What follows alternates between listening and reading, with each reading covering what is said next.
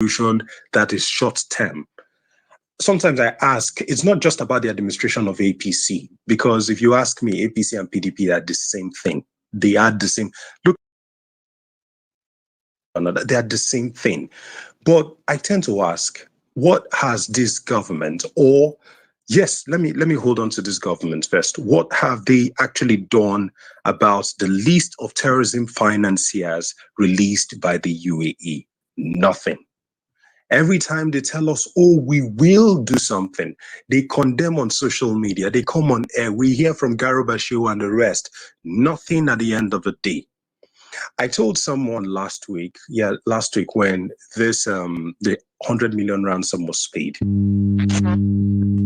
Immediately that happens, you see more spate of kidnappings of high-profile people, because these people are looking for ways to hold on to funds. But when we talk about these Fulani headsmen, do they know the community as much as the people? For pidgin, they talk say, na rat where they inside house, 90 rat where or best where they outside, say fish they inside. I could remember that there was a time a journalist was kidnapped. I think sometime in sometime 2 months ago or so in Bayelsa or around that range. And he said that the people of the community kidnapped him and handed him over to these Fulani people. So we can't even say, oh, that it's Fulani headsmen. We still have some of our people working with them, unfortunately. Nowhere is safe in Nigeria. Nowhere, practically nowhere is safe. You can't even travel. I stay in Port Harcourt. I can't even travel from Port Harcourt to Delta. I can't even do that. So what are we doing? What are our community leaders doing? Because every time I ask, it's not just about the people. The community leaders, what are they doing? They need to stand up, but most of them are compromised. They've sold out. They are not bothered. They are only bothered about themselves. They have their families outside the country. They have their children somewhere. People are living in Ghana these days. People are leaving the country. How many of us can afford the trip? Do you know how much it is to want to leave? The easiest pathway would have been, oh, study outside the country. Go and ask how much is proof of funds for you to do that. So it's very painful what we're seeing these days. And I beg everyone, it's not just about talking on social media. I think at this point in time, we just need to sit down and ask ourselves, what is the solution? Let me tell you the truth. I don't even know any solution at the moment. I don't even have an idea of the slightest solution. The only solution I know is leave my house, come back, and I keep begging God, oh, my wife and my daughter, when they leave home, they should come back safely. I just believe that at this point in time as Nigerians, we need to work together. It's not about where you're from. It's not about the religion. This has affected every single one of us. And I'm grateful for giving me this opportunity to speak here. I hope we see a better Nigeria for ourselves and our...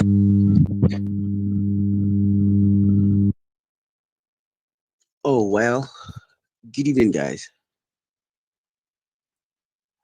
Hi, please go ahead. Okay, fine. First things first, it's a very, very sad incident that's happened in Ondo State.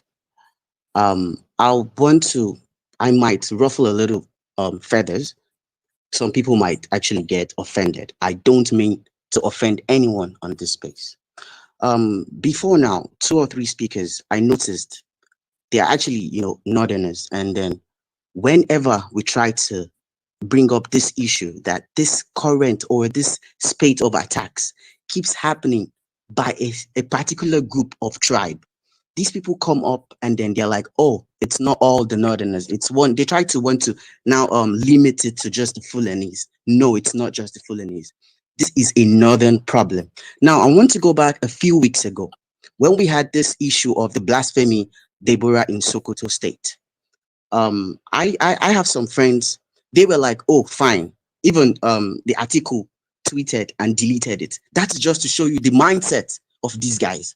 They are always one way or the other behind themselves. For good, for bad, they're always like, oh, it's my brother. Whatever is done, I don't really care.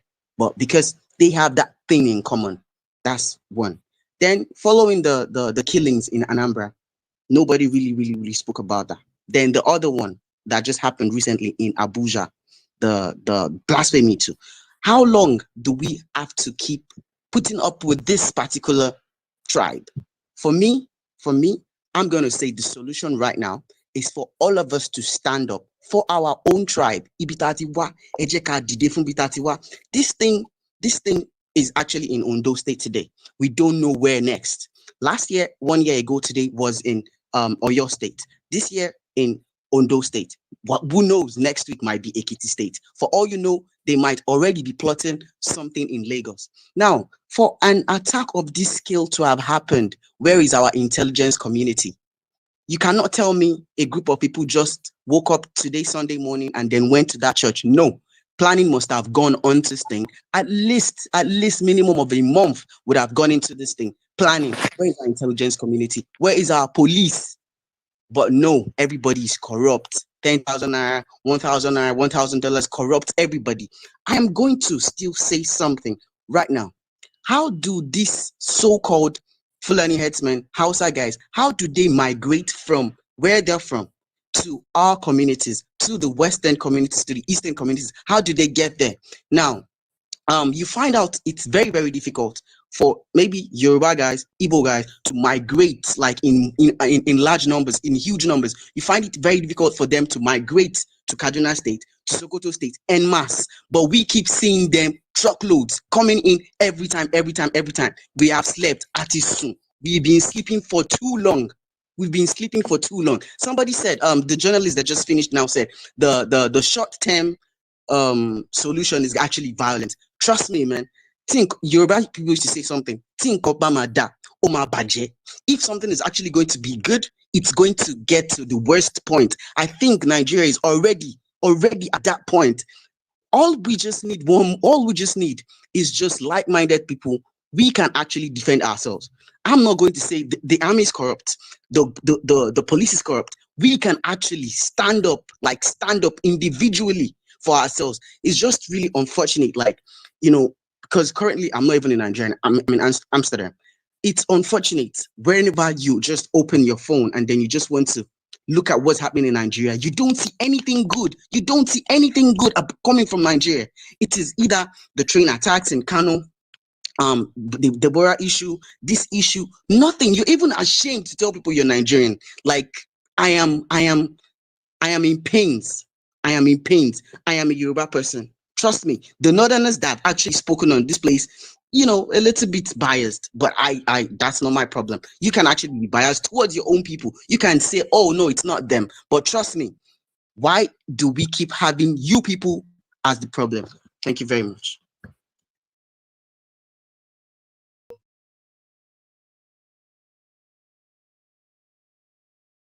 Nípa ọ̀rọ̀ pé social media ó tọ́ ni wọn ò gbọ́ social media bó ṣe ìwọ́de la máa ṣe láyé àtijọ́ tí nǹkan bá ń dàrú àwọn ọ̀dọ́ ń jáwé dání wọ́n lọ sójú di ọba. And that's what. wọ́n lọ síwájú ilé ọba wọ́n á pariwo kò ní àwọn nǹkan tó dùn mí tábánikà wo majority àwa táwa lórí space ẹ̀ má jẹ́ nǹkan yìí ìdájú wa ò sí Nàìjíríà bá ṣe ń sọ̀rọ̀. ọgbọ́n wo la fẹ́ dá sí bọ̀ síbẹ̀síbẹ̀ tó bá ní bá ṣe lè encourage àwọn tó wà ń lé like you said wọn ò gbọ́ social media ìgbà tó bá fẹ́ ṣe polongo nìkan náà ń lò wá. But I need to work on that. Bó ṣe wọ́de ni o, tá a bá ṣe wọ́de tá a ṣe wọ́de lóńdó. We are not. The word is not about Nigeria anymore. We are not talking about Nigeria. Sọ nípa Nigeria. Ilẹ̀ Yorùbá, báwo ni ṣe bá wa secure ilẹ̀ Yorùbá? Àwọn governors wa, bó ṣe ká assemble gbogbo wọn ká pè wọ́n jọ, kó wá sọ̀rọ̀.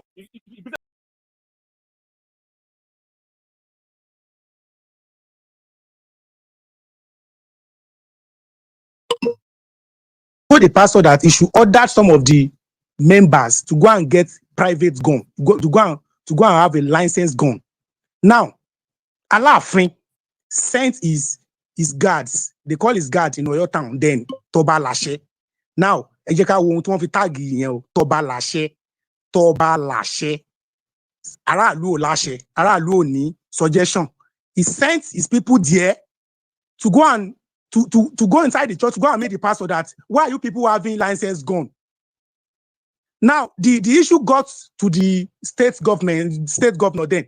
Now, they stopped those people from having gun. Nobody talk about it. They are, see, sir, I love what you just said, though. But there's nothing we can do. Our leaders, they are already corrupted. Corruption and there's nothing we can do. These people, all this. Okay, fine. We want to do rally. We want to talk to ourselves. We still have some of us that will go and betray us. That will go and collect money. That will go and betray us. What are we now saying? Kayode, tabak kwaso fun were. Were olùwàsọgbó. Show me yen zima. Taba ni pé wọ́n ti corrupt. La wa dákẹ́ la rí nǹkan ṣe sí. Taba kwaso fun were. Were olùwàsọgbó. I'm telling you, the fact that wọ́n ti corrupt yẹn gan, that is even one of the reasons that we need to address this issue. So, Asiwaju, ẹ má bínú. Nǹkan tẹ́ ń sọ ń sìn ni wípé, regardless of the decay, we should press forward. We need to.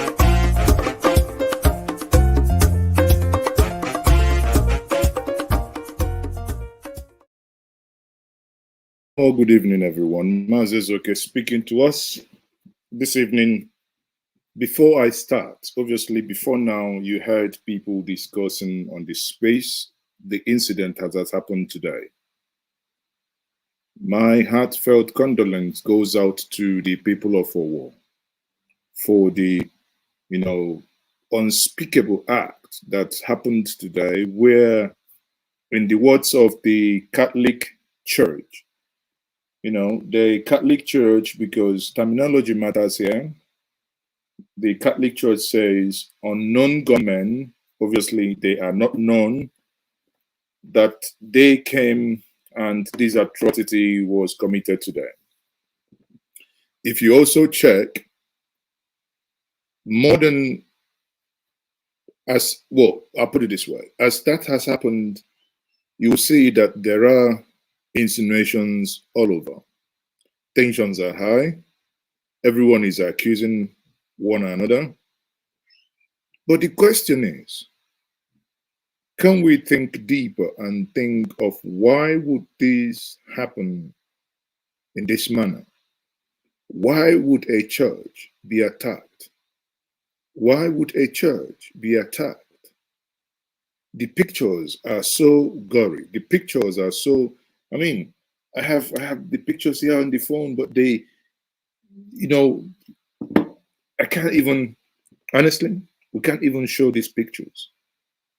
You keep asking yourself, why did this happen?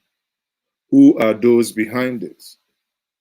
Now, if we look at who are those behind it, let's quickly look at the governor of that state, Akeredolu.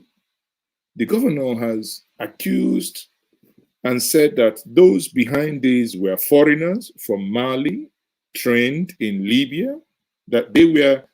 Then I asked myself, Mr. Governor, if you are aware that these were people who came to your state and committed this dastardly act, is it that your Amotekum didn't work, or is it that if you knew this, why wasn't, I don't know, I'm thinking of a lot of things at once because I'm really angry. I'm really angry because you look at the pictures, you see a young girl, a young woman, a child, her brain blown up. You see a pregnant woman. There is one beautiful woman, story has it that she had her wedding yesterday, being Saturday. They came to church today for Thanksgiving. And she has lost her life. Again, to all those over 50 fellow citizens who lost their lives in this senseless, when I say senseless, mean it by every word of imagination, every word of it, in this senseless massacre orchestrated to create tension and to create panic within the Nigerian space. But I then asked myself, if the governor is aware of those and that they were trained in Libya, what is he doing? What is the Amoteku doing to get this idiot, this bastard, to get them, whoever they are? What are they doing?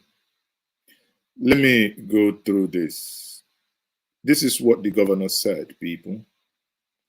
Foreigners, I hope you can see exactly. So this is what the governor said here. The governor said that foreigners from Mali trained in Libya behind the attack on Owo Catholic Church at Odudua. Governor of Ondo State has said those carrying out the attacks at as the one on St. Francis Xavier Catholic Church in the state are foreigners from Mali trained in Libya. While describing the attack as vile, satanic, Aklodori promised to, that they will be apprehended very soon. Gunmen had on Sunday, today, blah, blah, blah.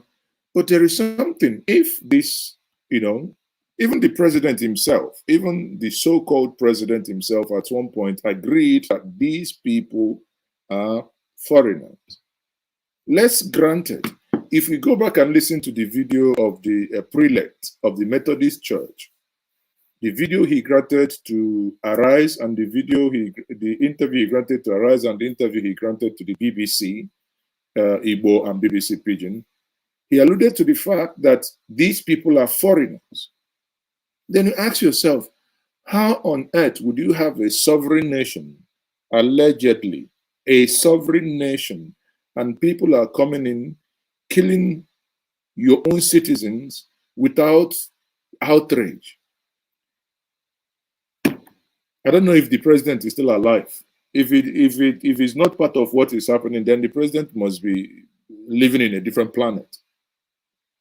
People invade your country. You don't know the crime. Think about it. Close your eye for 1 second. Close your eye for 1 second. Think about it. That Mexicans will come into America, kill Americans and go away. That Mexicans will drive into Canada and kill Canadians and go scot-free. There was a video that people started sharing of a police officer standing where it appeared this police officer, or rather the police officer, tackled a man with a gun. Of course, many people have said that this happened in Norway. While that was a brave officer, and it appears that that gun kind of either it got him in the waist or whatever, I don't know. But sadly, that was an incident that happened in Benin Republic, that is in Togo, on Thursday, the 3rd of is it Thursday or Friday? Oh, sorry, Friday, the 3rd of June, 2022. But you didn't ask me. I think it's time for people to begin to understand that there is something amiss. There was a Yoruba there was this Yoruba prophet who made a prophecy. And his prophecy is that, I think, let me ask the sender to actually send me the prophecy again. Personally, I do not believe in all these prophecies, but if by the way and manner it was described to me today, that this prophecy is anything to go by, again, I have to be very careful, here on the platform, not to sound as a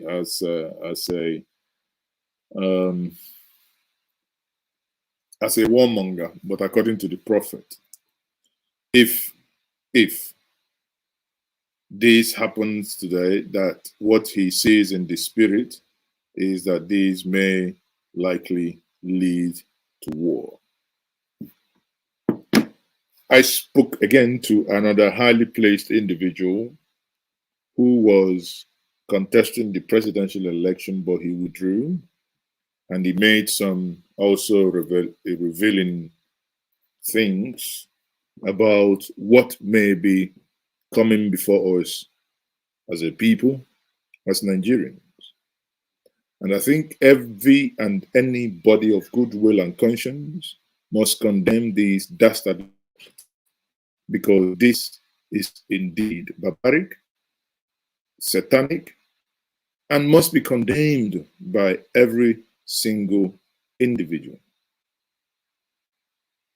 Then you begin to question yourself you begin to ask yourself, how does this happen that people will come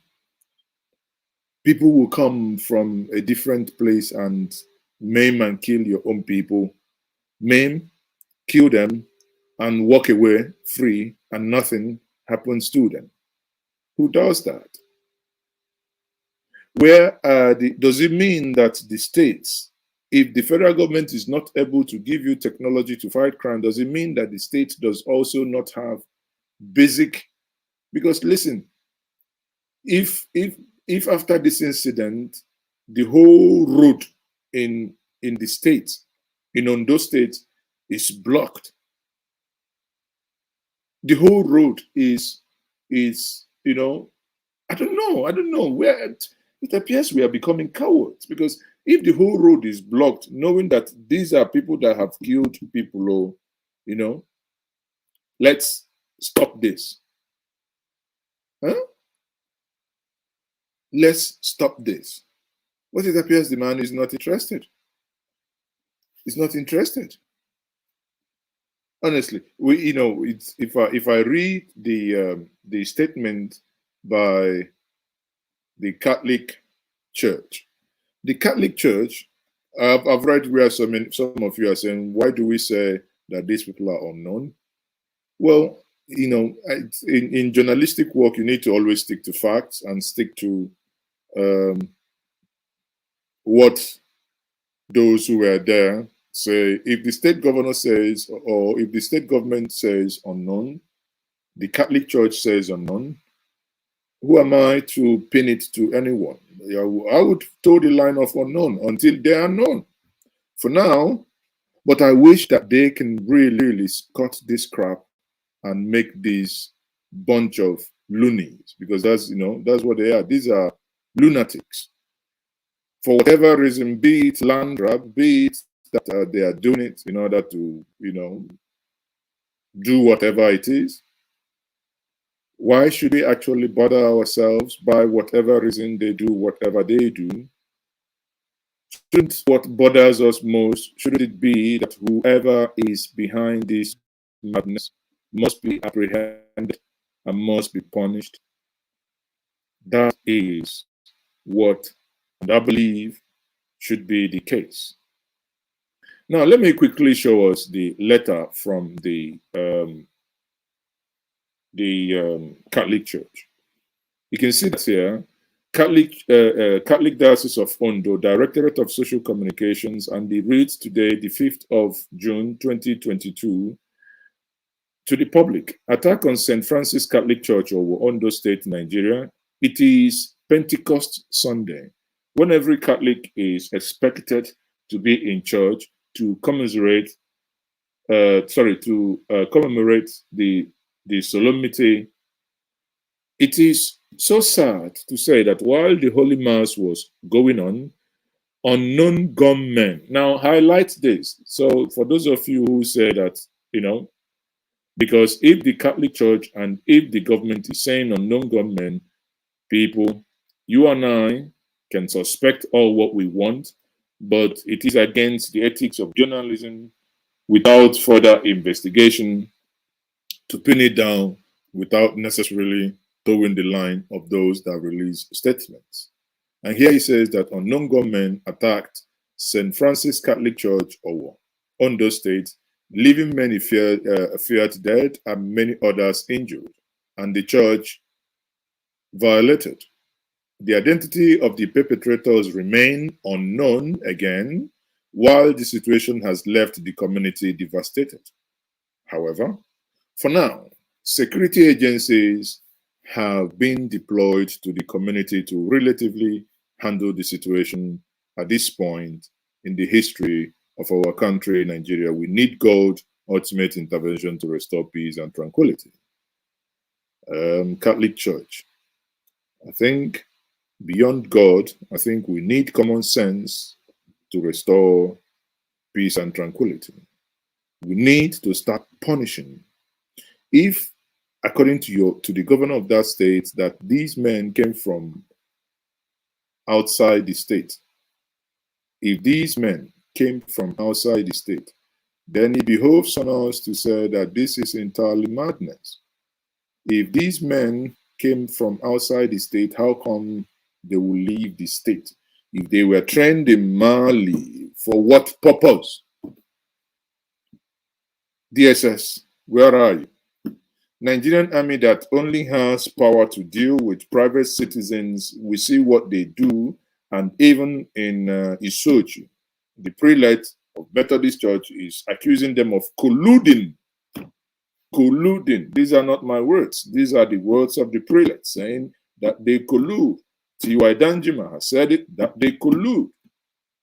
Where are those trained and armed to protect the territorial integrity? If there is anything like that to be protected, where are those, in plain English, those who ought to protect the territorial integrity? Where are those? I think I have a guest. I have a guest here. Hold on, people. Let me confirm that my guest is here. Hold on, people. Let me confirm that my guest is here. I have a guest already joining me in the studio. Let me confirm that that's my guest. Please bear with me for 1 second. You know, I want you to join me and let's have this discussion. Actually, before I'll let you in to join me, you must have your camera on. Pardon me, if you do not have your camera on, I cannot allow you to join me. Please, with all due respect. Thank you. So I think the guest is left. You know, in this time and age, if you want to join to have this conversation, I must and you must have your face shown. Now ask yourself, those committing this crime, killing fellow citizens, to what end? Can we plot the graph? What would be the incentive from someone to go for training in according to the governor, being trained in Mali, move from Mali, come to Nigeria, commit this crime, run away? To what end? Think about it. To what end? Who paid for those training? Why was the individual trained? For what purpose was the individual trained to come and do that? Some have argued that it is a case of land grab, which the prelate, over a couple of days alluded to, that there is an orchestrated plan for land to be grabbed. Could that be the case? I'm not saying that that is the case, but again, we must not leave any stone unturned. We must ask questions. We must begin to think critically. What could be behind it? Because the manner and the speed with which these things happen and the level of helplessness, how would these people have left by train? Would these people have left by car? Would they have left by foot? Would they have left by keke or motorcycle? How? I mean, you know, the more I think about it, the more I think there is something absolutely not adding up here, people. There is something not making sense. Why? Is it that you create panic? Let me get Aminu here. I have Mohammed Aminu joining me. Mohammed Aminu, you're welcome once more to Njenje Media TV. Thank you, Mr. Mazi. I am happy to be here once more again about the current happening in our dear reverend country, Nigeria. This particular heinous and heartless attack by some, what do you call it, terrorists, so to say, is very, very unfortunate to happen at this point in time that we are faced with so many security challenges in Nigeria at large. Before joining the live stream, I was going by through the comment section of the program, which I saw some people are already trying to give it an ethnic background, so to say, and which I've already maybe reply someone among them, telling him that please, since she knows who did this particular heinous act, he should provide us with the evidence so that it will ease in the investigation, because sometimes it baffles me when an attack is being carried on, or an act or is being carried on in any particular part of the country. We are too fast to say it's a particular tribe, and which is that is not the right way to do. There are some things that you don't just come out and say, this is this. You have to investigate. Please and please, those of us that are in social media today, because social media is one of the, what you call it, war zone, so to say, that ignites crisis in society right now in this our society, because there are so many lies and propaganda in social media. But the question we ought to be asking now, not to play politics with what happened. I'm coming. The question we ought to be asking here, if it happens, conditional statement, that Fulanis are the one, as they claim, that did this attack, what will Fulani benefit with this attack? This is the question we ought to ask ourselves. Because it pains me very much in my heart that every kind of attack in Nigeria, everyone will just open his mouth because it's too easy to say it's Fulani. I don't understand. No. Everything that happened in the south is Fulani. Why sorry, stop. Behave like this? Yeah. Now hold on. The Catholic Church said that those who attacked the church are unknown gunmen. I think first and foremost. You said, come again, please. No. You said the Catholic Church said what? The Catholic Church said that those who attacked the church are unknown gunmen. No one knows their identity because obviously they struck and they left. Okay. Now, why don't you bother yourself with the official statement as opposed to what your fellow citizens are saying? Now, if those... No, you don't understand. Sometimes you don't understand. Sometimes you are reacting based on comment. No, you're reacting based on comment. Now, if in the stream you have people that would, by tomorrow, because by tomorrow we'll have victims who are survivors. Thank you. Who survived this attack, who probably overheard them when they were speaking to one another. We would begin to hear, just like when Kanu bomb blast happened. When victims, and on this platform, I was telling people, when victims say this is what we saw, the state does not have any right to begin to tell people, oh no, it was a gas explosion, and which eventually the state came to the conclusion. And your network is shaking.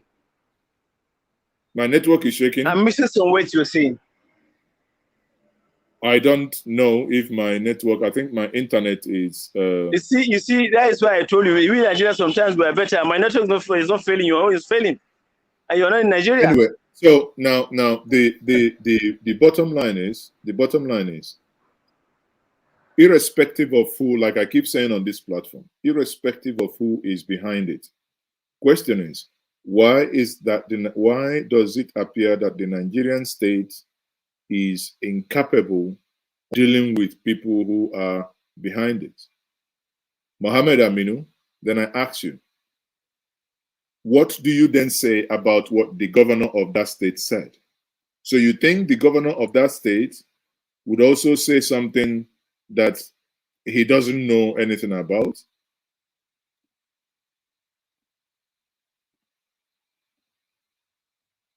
Are you there? One of the problem we have in our dear country, Nigeria, is inactive or inaction about a particular act being carried by some people. If there is no punishment, a real punishment that has been done to that particular act, it tends to give some other criminal minds to do the same act. But for example, if a particular action is being taken or attack is being taken and the perpetrators have been brought to book, I bet you some of the attack will not be carried on. That is it. Yeah, but in this case now, how do we deal with this? If a governor, how do we deal with it? If a governor is saying that those that attacked my state are people trained in Mali, trained in Libya. First and foremost, this kind of attack have never happened on those states. That is the first step we need to take in terms of getting those who are behind these heinous and heartless attacks, so to say. It has never happened on those states. So the first step we ought to ask ourselves. No, this level of attack has never happened in Ondo State, but you also must not deny that there was a time Ondo Forest was overtaken by foreigners with hate of cows. That you can also not deny, right? I'm not aware, but I'm talking about an attack in a church in particular like this on Sunday. That is what I'm trying to insinuate. No. I mean, well, I don't know about that one you're speaking about. I don't know. That is why I'm saying what I know. I cannot talk about what I don't know. Well, can you hear me? Yes, I can hear you, but I'm telling you what has happened. Okay. Okay, I can hear you. So, but be that as it may, the question is, before you go off, or before we go off insinuating, attacking one another as to the identity of those who, or the ethnic nationality of those who may have perpetrated this crime. One thing that I keep and I most want to know is, what do they gain from such attacks? People, if you want to have your say,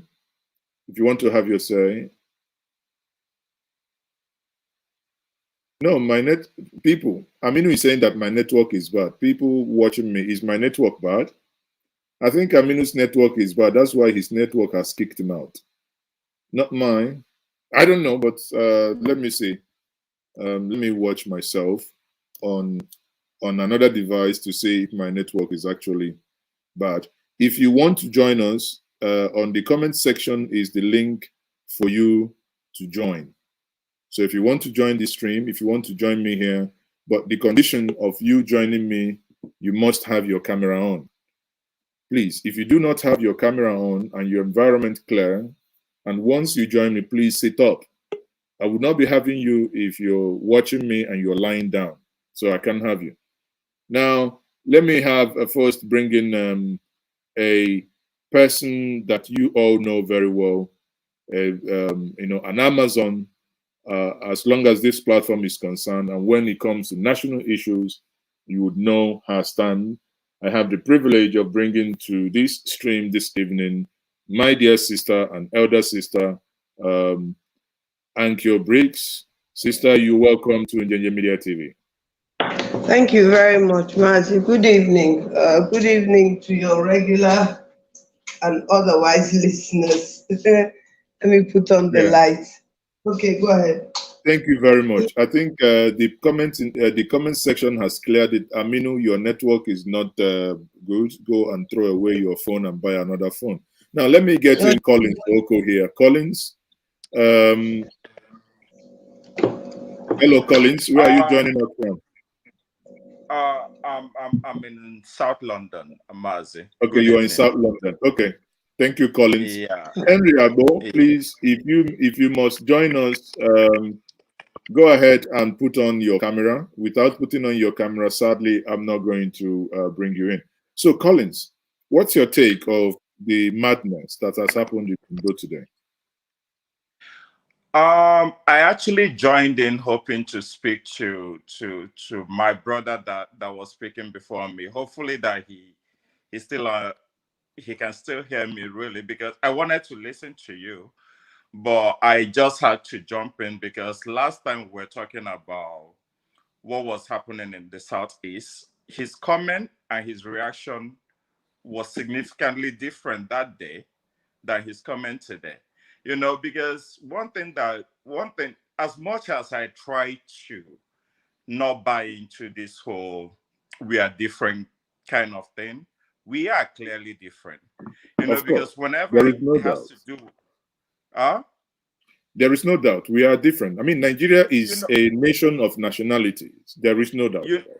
Yeah, so because whenever it comes to anything that feels like it has to do with people of our own ethnic wherever, we always have a very clever way or very funny way of trying to make excuses or try to defend what is clearly, I mean, what happened in on those states, everybody knows that this is not Southerners' traits. There are Muslims in South, but they wouldn't do this to their own people.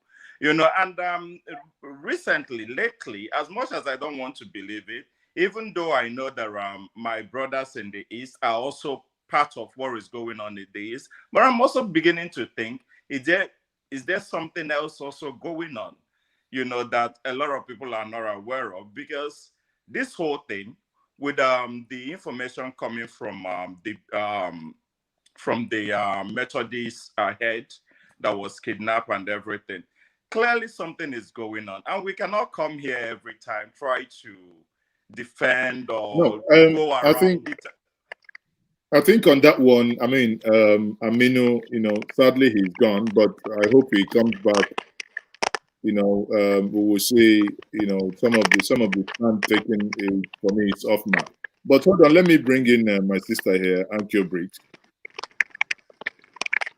Please, can you mute? I think. Oh, okay. So, Ankyo, unmute, please.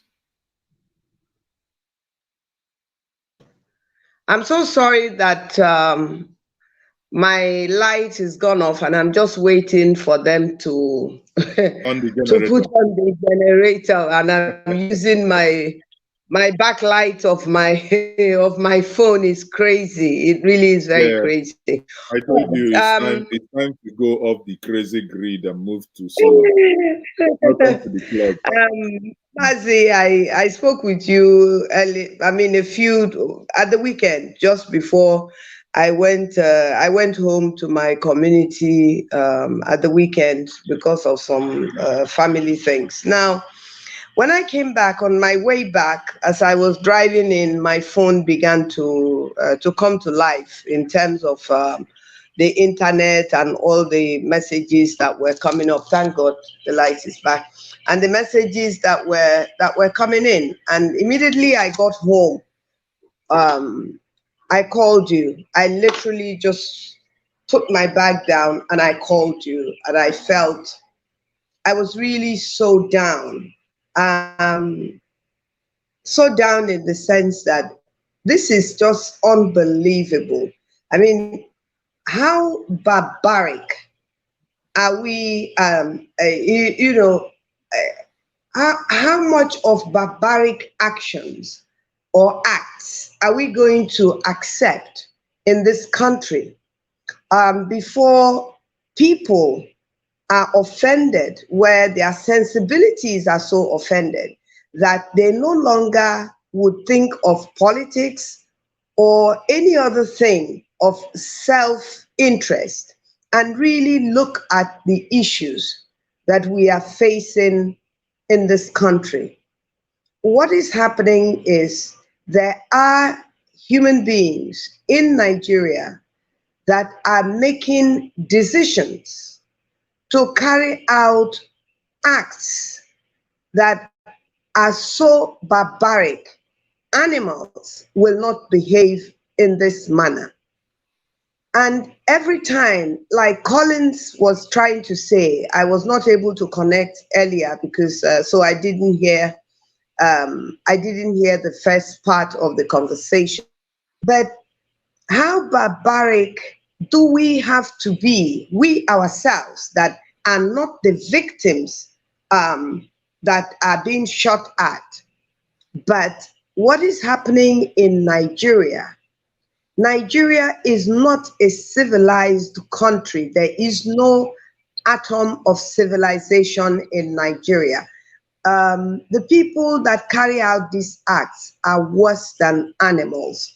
About 2 weeks ago, I was watching the chief of NEMA in the explosion, as he said, of gas that went on in, I think, Kano State. Kano State, these things are happening Yes, these things are happening so much that we're beginning to lose track because it's like all the guns going off in America.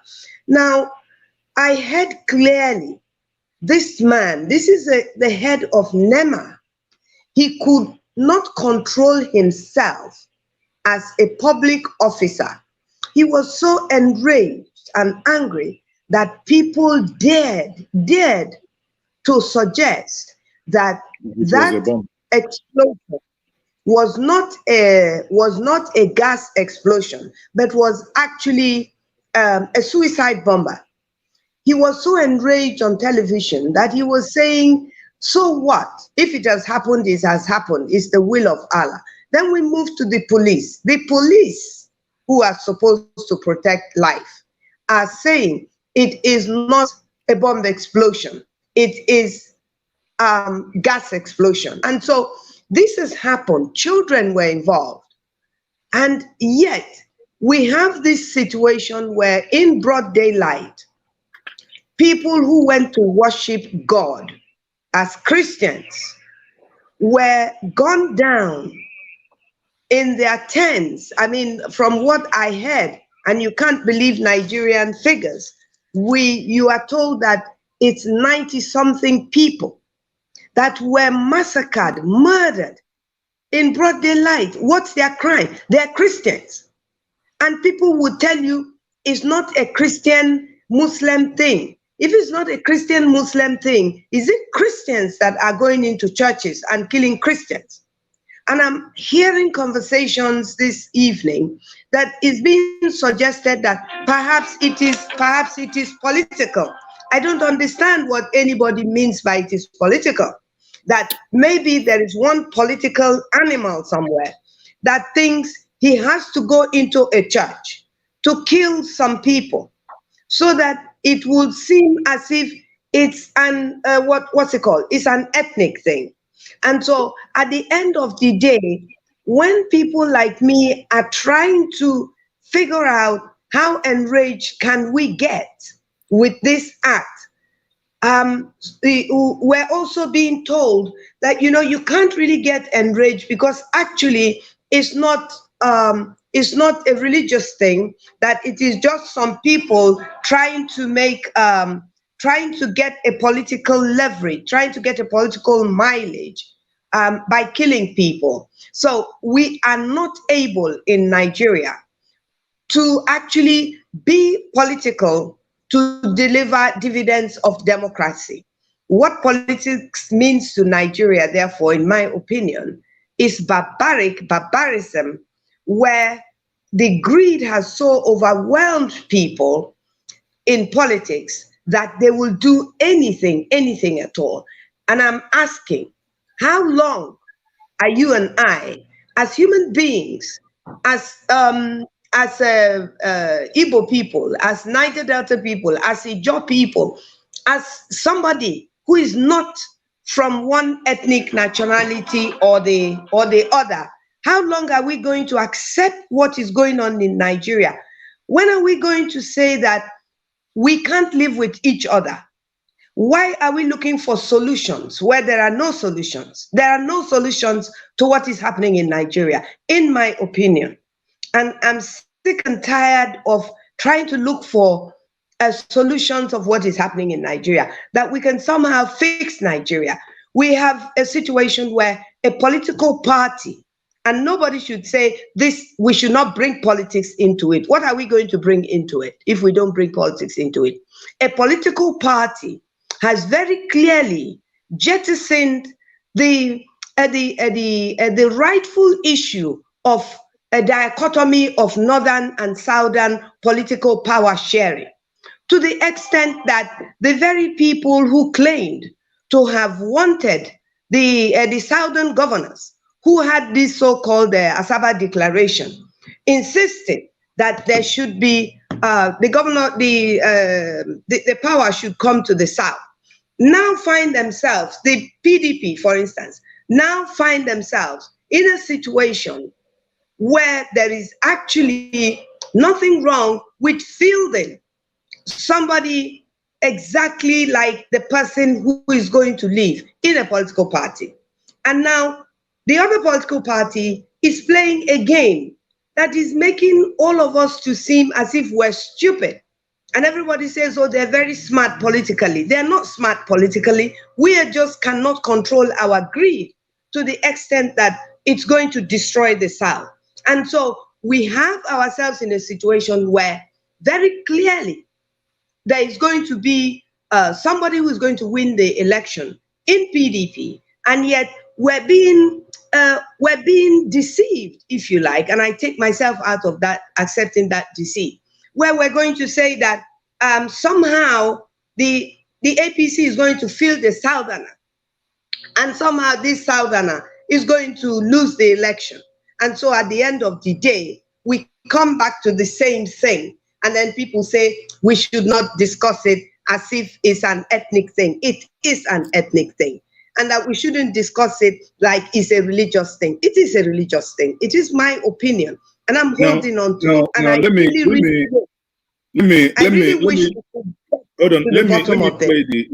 let me play devil's advocate here.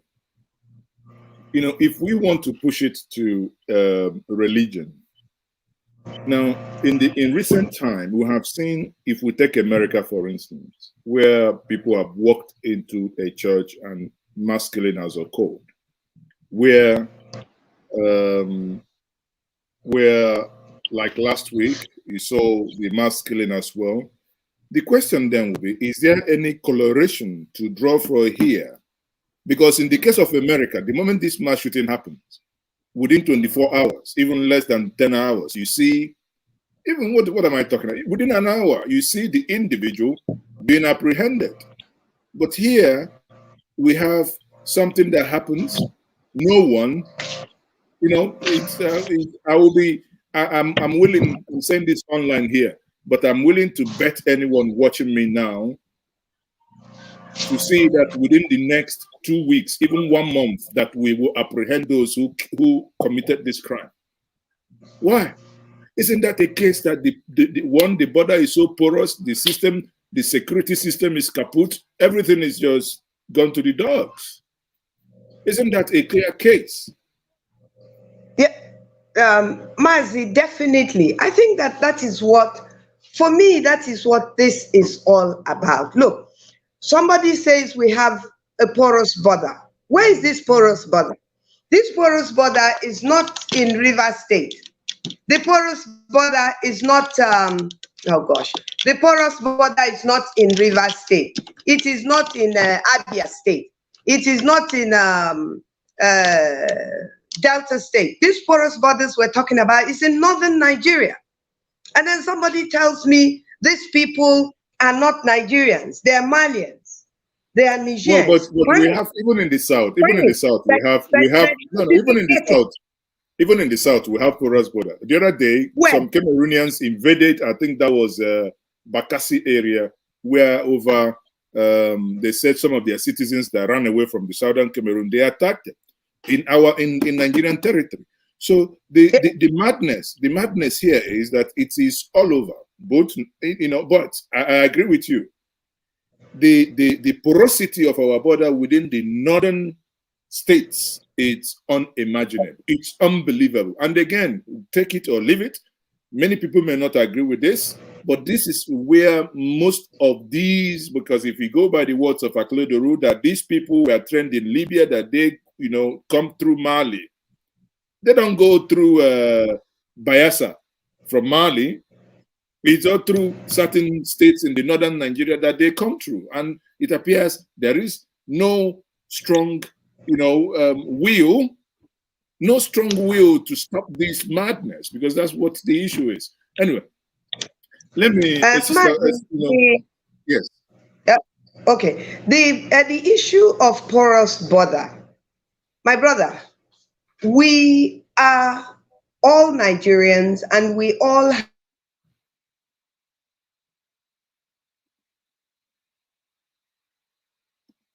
Okay, sorry, your internet is blocked, is frozen now. Desmond DK, after, just may you have your contribution, then afterwards I'll bring in Colin Soko. Desmond, are you there? Desmond, you're muted. Yes, Mazi. Yes, go ahead. Well, thank you so much for having Desmond, me. where are you joining us from? Oh, I live in Dallas, Texas. Okay. So go ahead. Go ahead with your contribution. Thank you so much for having me on your show. First of all, I want to say that I am a student of Mazi Nnamdi Kanu, but that will not play on this. The last speaker has very much spoken most of my observations or what I had wanted to say. But I still have two things in mind. One is that if you look at all these killings or kidnappings that ends up being, because most of those killings result into paying ransom or the person losing his or her life. There is a pattern to all this. I'm saying this in respect to Mr. Mino, who was trying to say this has nothing to do with his tribe or his the Fulanis, right? No, but hold on, can you respond to this? On the screen is his question. His argument is that the Ozubulu Anambra State Catholic Church mass shooting that happened in 2017 was that also labeled, no, that was labeled a Fulani herdsman attack until former Governor Willie Obiano addressed the issue and disclosed that the real people behind the evil, which happened to be two brothers from the same Ozubulu who had unsettled fraud in South Africa. Now, without appear to be defending anyone here, as an umpire, unbiased umpire here, I think what he's trying to allude to is, aren't we so quick in judging and partitioning this crime to have been committed by one particular set of people? And also, I take note, but for those who are joining me now, I take note to say this. Some of you who just joined later asking question, why did we title this event as Unknown Gunmen? Again, I repeat, the reason why we chose Unknown Gunmen is because this was the words of the Catholic themselves, the Catholic Church. The Catholic Church said that those who attacked, they were. Let me quickly pull the press statement by the Catholic Church again, so that we see. Because at the end of the day, I believe in if we yank off emotions and stick with facts, we might get somewhere. Now, question then that I would then ask is, why would the Catholic Church, if you see here in their own statements today, they are saying it is so sad to say that while the Holy Mass was going on, unknown gunmen attacked St. Francis Catholic Church, Ondo State. What I'm saying, they might be wrong, they might be right, it's not for me to say. All I'm only doing is to look at facts dispassionately. Now, this narration of unknown gunmen might change. Let's bear that in mind. It might change the moment we begin to speak to victims who survived the attack, who had close encounter with that attack. It might be that the language the perpetrators used in communicating might suddenly be different. Or it might be that they were speaking their own local language, who knows? But I want you, Desmond, to please take into account the question asked by Aminu, that when Ozubulu happened, people quickly blamed it. I know that I had issue with two of my friends then. When I then, as the president of Igbo, we issued a statement saying whoever was behind this should be arrested. And some people were making an attack. No, you are coward. You should have said the Fulani herdsmen who were, behind it. So when it turned out that it weren't actually, that this was an internal thing, you see where sometimes emotion doesn't allow for critical thinking to come in. So how do you then address Aminu in this case? In line with what you're saying.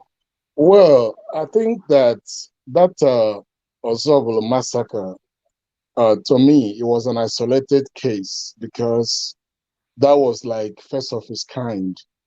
And that isolation, that conclusion came after the governor, with every intel around him, was able to come up to make that declaration. Other than that, we would have concluded that it is still the same people who has this act of violence or who have this pattern of doing stuff. So you can always, it is easy for us to conclude that this has to be them. So, but you see, exactly what you say. It is easy for us to conclude. Isn't that easiness for us to conclude? Isn't that on itself the clear case of the failure of the state? Clear case of the total, catastrophic failure that the state is unable to tell you this is the person. Because in America now, I agree with you. The mass shooting in school, you see the video of the individual being handcuffed. You see the video of the individual. But here, they are not spirit. Honestly, and I will be shocked that if the church does not have like CCTV or anything, because it just beats you and you think, before we start accusing each other, and this thing starts getting out of hand. Honestly, we shouldn't. I give no damn who is behind this, but the idiots must pay the supreme price. No, that's Mazi, originally I didn't want to give that coloration, right? That Fulani thing coloration. I didn't want to go there, but until I listened to Mr. Ahmed, and he was kind of sentimental, trying to play the ostrich, like trying to act fast or act smart, so we don't go there. That's why I decided to, delve into that, to say it is too early for him to make that type of claims. And then I also think it is also too early for the governor of Ondo State to make the statement he made that these people are from Mali. And if they are from Mali, and he spoke like somebody who have well-detailed information. So if these people are from Mali, trained in Libya and all that, what is he planning to do, he and the president? For me, this is an act of war. If these people are actually from Libya, from Mali, trained in Libya. So that means it's a highly sophisticated plan and well-executed, investment by those people from Mali. And if they're from Mali, are they sponsored by the government of Mali? If they're individuals and they're Malians, how do we go after them and get them to justice? That's my own concern. I'm not just making open-ended claims here and there. So I am not saying it's a Fulani herdsman. I'm also not saying it's unknown government, because to me, I have a different view about the so-called. Hold on. What is unknown government? Unknown government could be Fulani, it could be Igbo, it could be. Unknown government is someone who used gun, kill somebody, but he's not known. Yeah. So it's not like he's a union. It's not like he's a club. Yeah. He's a criminal who committed a crime because he's not been caught. That's why he's still unknown. The moment you catch him, you profile the individual, he becomes known. You made a very excellent point here. People don't understand this. If the statement the governor made is anything to go by, this is an act of war. That foreigners trained in Libya from Mali would invade you. And we are here talking about it. And the military jet is not flying up high. Yeah. Then Nigeria is nothing but a banana republic. It's as simple as that. Mazi, before I leave you and your audience, I also want to correct this impression, be it an Igbo man, Hausa man, or Yoruba man. Let us, like I said, I'm a student of Nnamdi Kanu, to the blood. But when somebody is making sense, I always go for those. That person who is making, for instance, someone like Peter Obi. Initially, I'm one of those that says Peter Obi will never be president, because of some factors. But now I'm campaigning for him. I'm supporting him in all my social media platforms. That, hey, this is the real guy. This is the real deal. We have to support him. That is one. Look, based on what Mr. Ahmed was saying, and you saying what happened in America. America is a different climb. It is so wrong or belittling to compare the United States of America and Nigeria and crime and how they fight crime. Look, when something happened in the United States, everybody forbids it. Everybody frowns at it, regardless of religion, creed, or whatever. We all say this is wrong, and they have system. I used to be into law enforcement, sort of. So the system is built, and it doesn't matter who you are. When you go against the system, the law will bite you. It will bite you really hard. So Nigerians need to learn to be Nigerians first, before ethnicity or before religion. You see, I know this is your last word, but what you're trying to say, Nigerians need to learn to be Nigerians before ethnicity. Nigeria is a social construct. It's not something that is not an organic creation. You being Igbo is organic. You being Yoruba is organic. Someone being Fulani is organic. Now, it's just like when you talk about when you talk about an English person, you talk about a Scottish person. These are people, organic. This is what they are. But when you then talk about the European Union, it is a social engineering. It is an artificial creation, and you cannot tell someone, do not be Scottish, do not be English, but be European.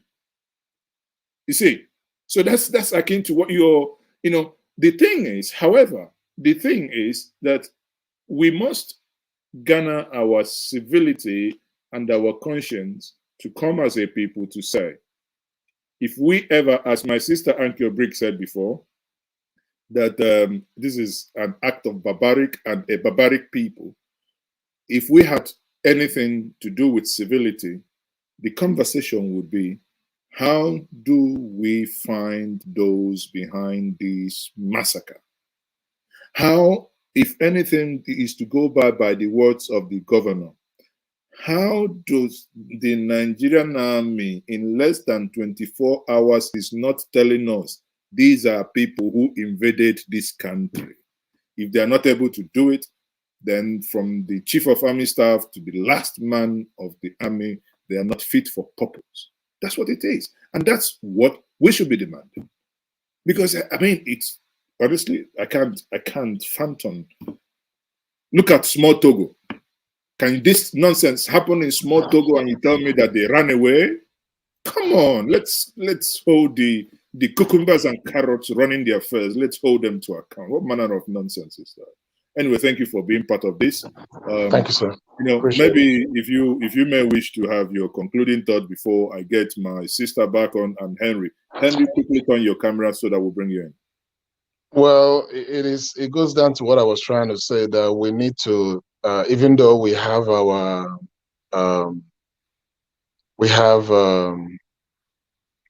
this organic setup that made up Nigeria, but here we're Nigerian now, regardless of our backgrounds. When stuff like this happen, we need to keep away that sentiment, that ethnic sentiment or tribal sentiment, and be humans first, be Nigerians first. And then we can give time the opportunity to answer some of these questions. Like you rightly said earlier on, that let's hold on until survivors begin to speak. Then that can give us much to hold on to make a conclusion, to make a reasonable conclusion. But right now, some people from my area is saying, oh, it's the Fulani herdsmen. The Fulanis are saying, no, it can never be us. So a country can never be a country with this type of mindset. Thank you, sir. Thank you very much. Thank you. So, sister, you're welcome back. I think your network Nigerian you there again. It's happened again. So Collins Oko, come in, please. Collins, you've been listening attentively there. What's your take? Please, anyone calling me, stop calling me. What you have to do is to join the stream. Do not call me. Collins, go ahead. Hello. Can you hear me? Okay, I can hear you now. The thing about the whole thing is that I'm genuinely afraid. I'm genuinely afraid. Collins, your mic is so low. I have. and I visit Collins, Nigeria. your mic is so low. You may go out and come back in. Let me see. No. Okay. I think if you're using any form of headset, please take it off. Your mic is so low. Okay, sis, please go ahead. Very quickly, you know, Mazi, personally as a person, I cannot force or expect anybody else to accept, as I do, that my ethnicity comes first. And, you know, I'm sick and tired of hearing this narrative that by proclaiming that what is happening in Nigeria, in one's opinion, is religious, or that what is happening in Nigeria is ethnicity, that somehow that makes you and not a very good Nigerian. Well, I would rather be a very good Niger Delta person. I would rather be a very good Igbo person than to be a bad person of my ethnicity and then try to pretend to be a good Nigerian. My brother, I am so sorry that in Nigeria we are hearing and seeing.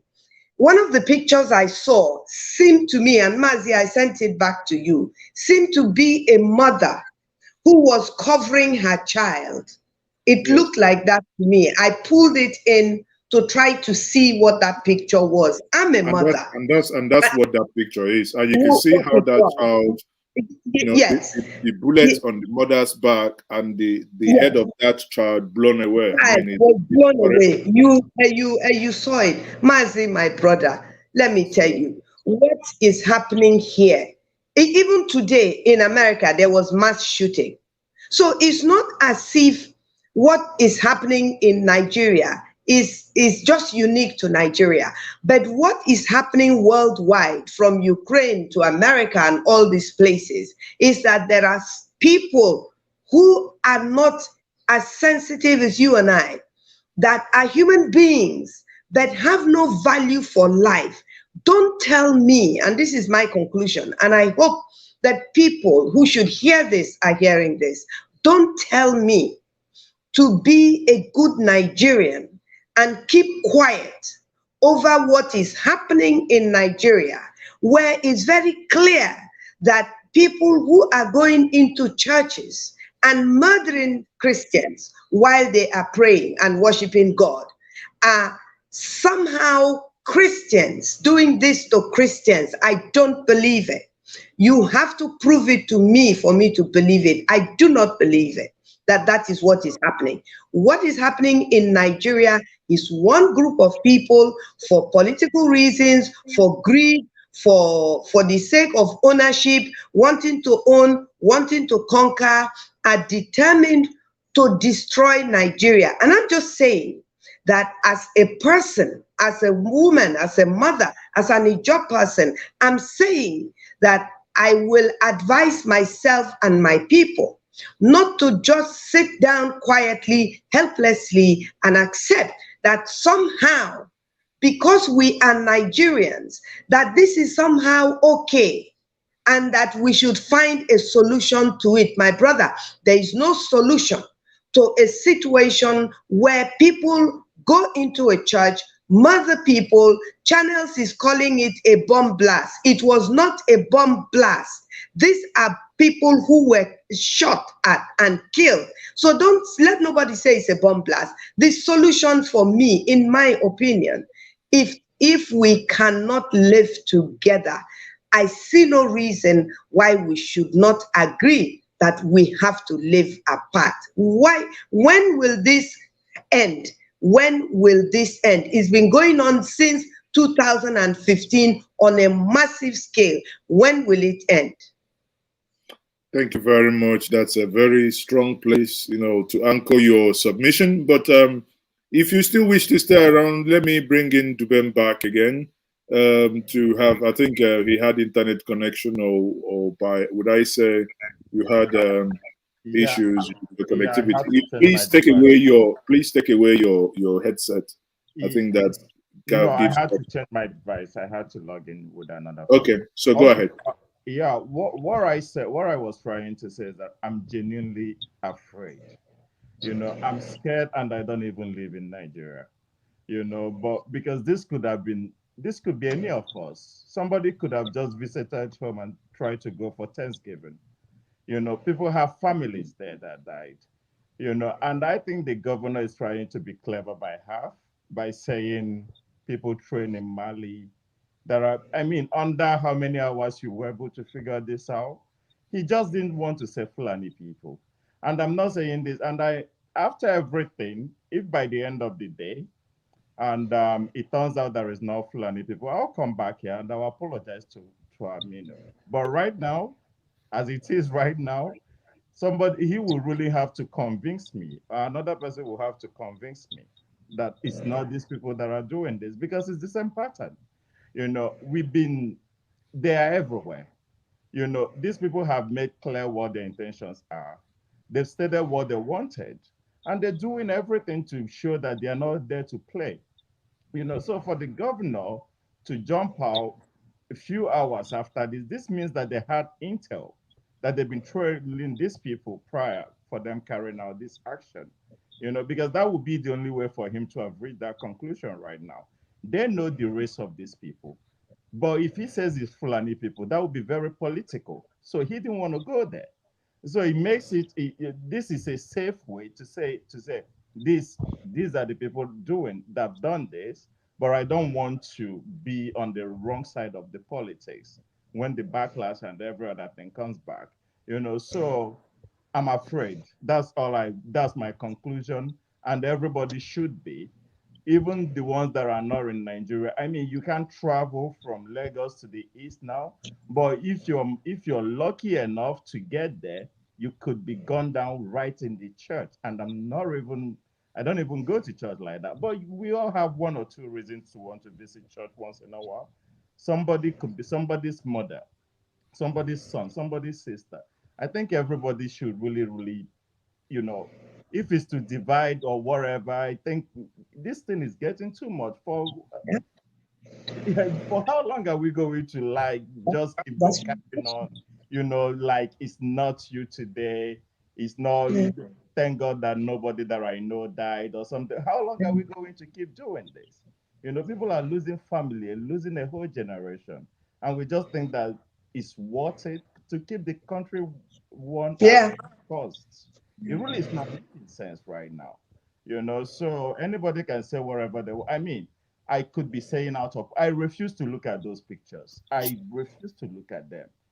Is not something that I can handle. I don't know, man. I'm really lost of words. So let me just stop here. Anyway, thank you very much. And let me bring in Mami there. Mami or Mani, can you please unmute and make your input? Yeah, I just wanted to say I've seen a little bit of the video, and it's a very horrible thing to actually watch watch the video that I saw. It's a sad state, and also Nigeria has become a state where all these heinous things are happening, and the governors themselves are not actually able to give you a concrete reasons or a concrete facts of who might be behind it. And it seems that the population themselves are now also using the word unknown gunmen to describe people who are attacking them. So it seems like an easy way out to just point to a specific information they are not able to actually clarify themselves. So due to the fact that this unknown government has been used to describe situation where the security situation is so poor, information is so poor, and investigation into these situations are also so poor, you get people themselves not knowing how to actually describe situation that's actually happening. It's just a sad situation. And I truly believe that until we actually have a total disintegration of Nigeria, this is going to continue. That's my belief. Thank you. Obviously, thank you for your input. Then we have okay, once more, anyone joining us, please, if you do not have your camera on, I do have a couple of people who are at the backstage. If you do not have your camera on, sorry, we are not going to bring you in. If not for anything, we need to know and see the faces of those we are speaking to. Now, before we continue, let me quickly, give us a soundbite of what Nigerians are saying and what Nigerians are feeling. If we go to social media and let's look at Twitter, for instance, you basically see that is what is trending in Nigeria now. You can see that about 6 hours ago, there was a call for blood to be donated, and that bloods are urgently needed. If you're currently in Owo, on those states, kindly visit the Federal Medical Center, FMC, Owo, to donate blood to victims of St. Francis Church attack in Owo. And people were being called to retweet.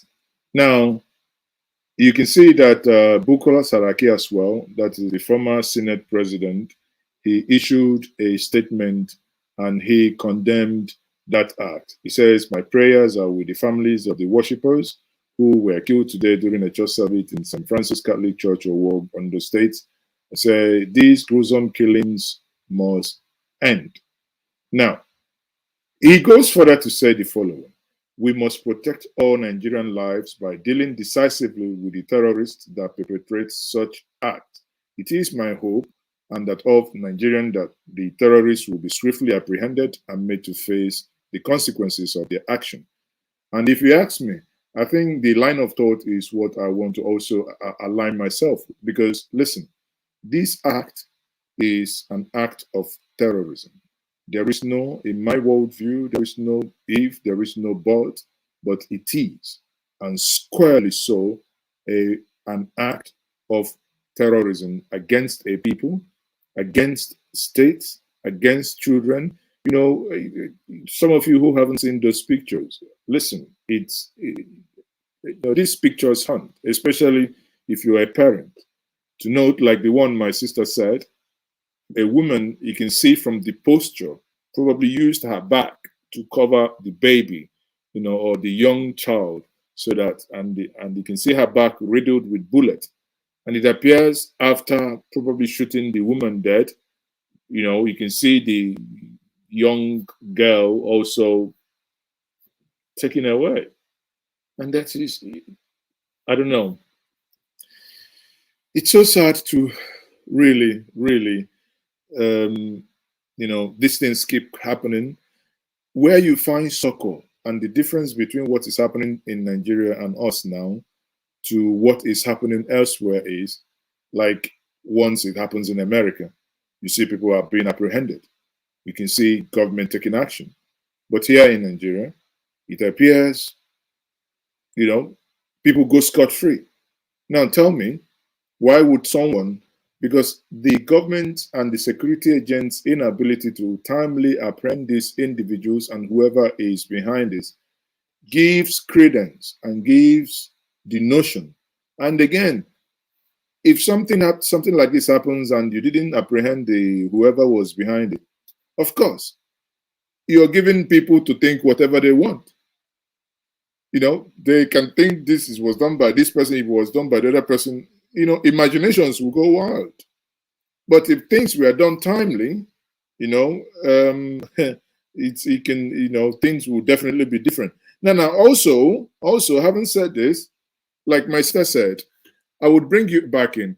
When we look at solution, it appears, people are saying, let us, the solution is to break Nigeria. Thank you. I see when you were nodding your head when that line was thrown by Mami there. Do you agree? Well, Mazi, my brother, I mean, I always like to be very realistic. I don't think along the lines of probabilities and let's give it one more try.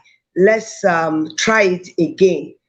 This is not about Nigeria as a country. This is about, so far, people that are identified as Nigerians by who they are in a specific geographical location. Therefore, we have no choice today. We are Nigerians. We have accepted that. But what is a Nigerian? What is a Nigerian?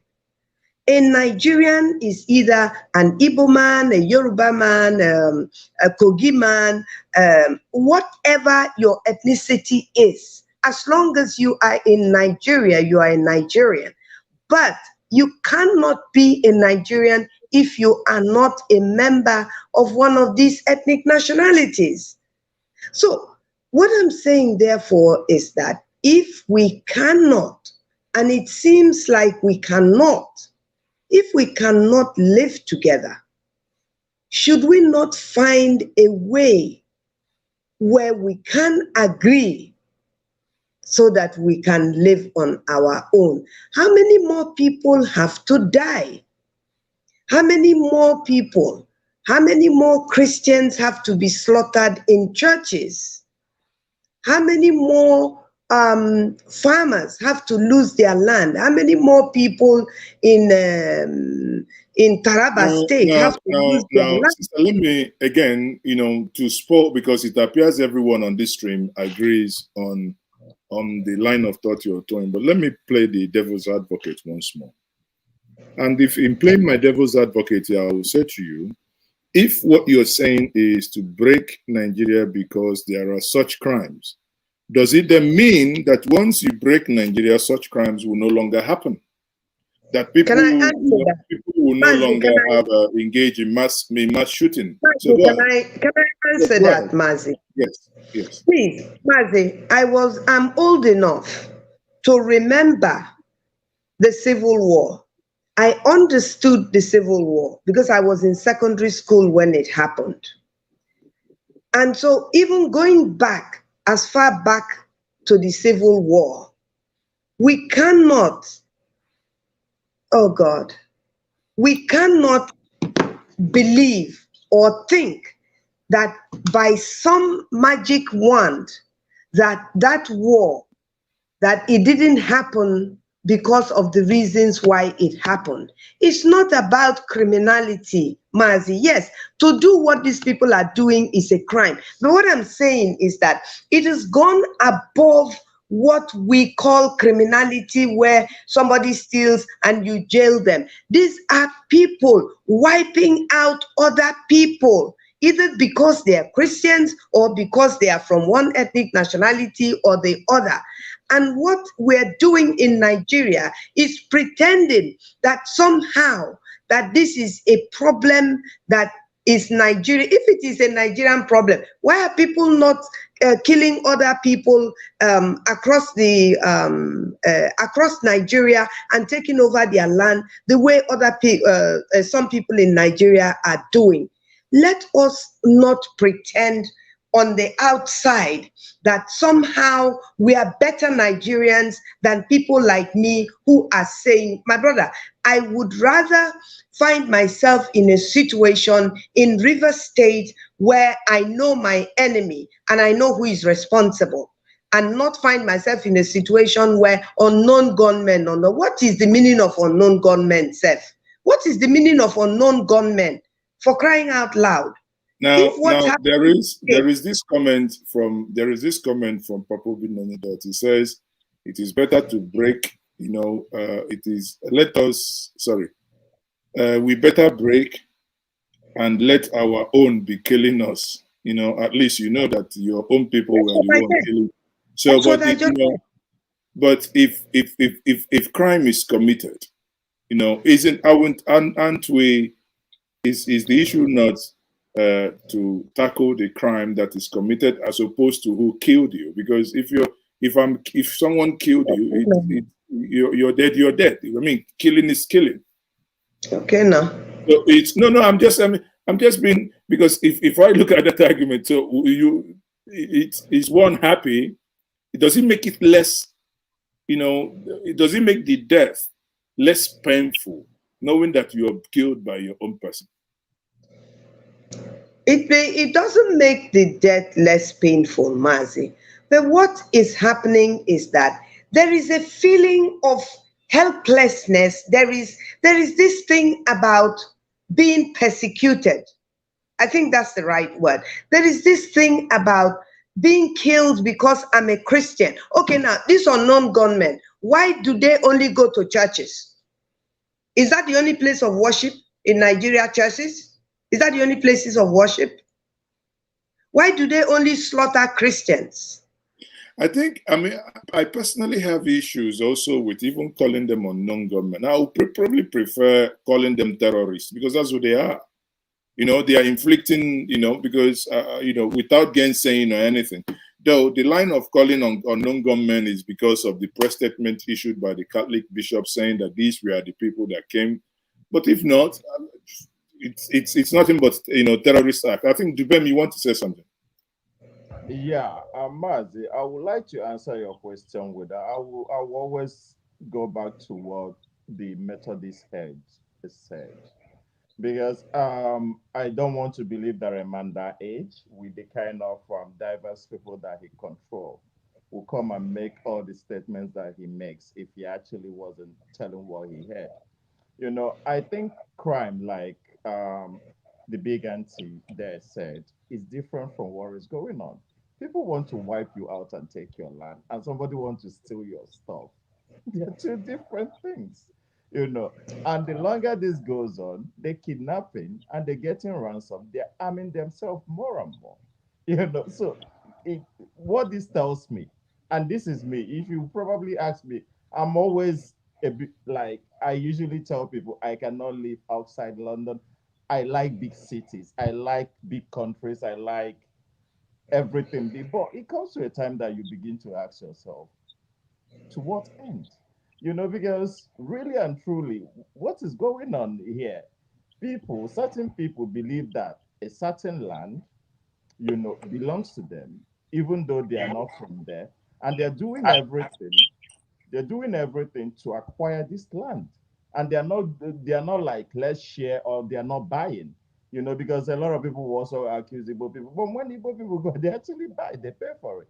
These people are using brute force, and somebody is enabling them. All the ones collecting ransom, nobody is getting caught. None of the monies are being marked, even the ones that government is handing out themselves. The monies are not being marked, so they are not getting, these people go. Mazi, the truth is that what happened today, as sad as it is, nobody will be caught or nobody will be charged. It just, if they parade people or whatever, you will never hear anything about it. And we go back in, and in a few weeks' time, it happens again. The truth of the matter is just because it's not, we pray that it doesn't come around us, but it's happening to people. So do we just sit quiet, idly, because we have criminals and Igbo land? And last time that I came here, I spoke about how I believe that some people that were armed in the East are responsible for certain things. That we know there are criminals everywhere, but criminality is quite different from what is going on. This is not criminal acts. This is more of a cleansing, So we sit down and get cleansed, or we just run away and leave the land for them. I stop there. Okay. Thank you very much. Then, okay, Anki, you're back. I think you have two devices in now. Can you hear me? Yeah, I've turned one off. It's network. Oh. Okay. I'm just going backwards and forwards. It's network. It's the same. It's the same Nigeria. Nigeria Exactly. is doing your device. You see, that's it. I split it. So I split it. I've split it. I go this way. It won't happen in a, it won't happen in a nation. It may happen in Ijaw nation, but at least there will be fewer of us, and it may happen in Alibo, but there will be fewer people there to handle. No, but seriously, Mazi, we should stop really joking around. I mean, like, you and I today, going back in history, the little that some of us know, there are sometimes people blame Zik for certain things, or Awolowo for certain things. We are blaming them. They are no longer here to take those blames that we see as mistakes or errors that they made. Where Zik was supposedly have said to Amadu Bello, let us forget our differences. And he said to him, no, let us not forget our differences. Let us discuss our differences. Perhaps if they had done that, maybe we would have gone. Don't forget, history also tells us that when Nigeria was going to be given independence, that it was actually the North that didn't want to be part of Nigeria.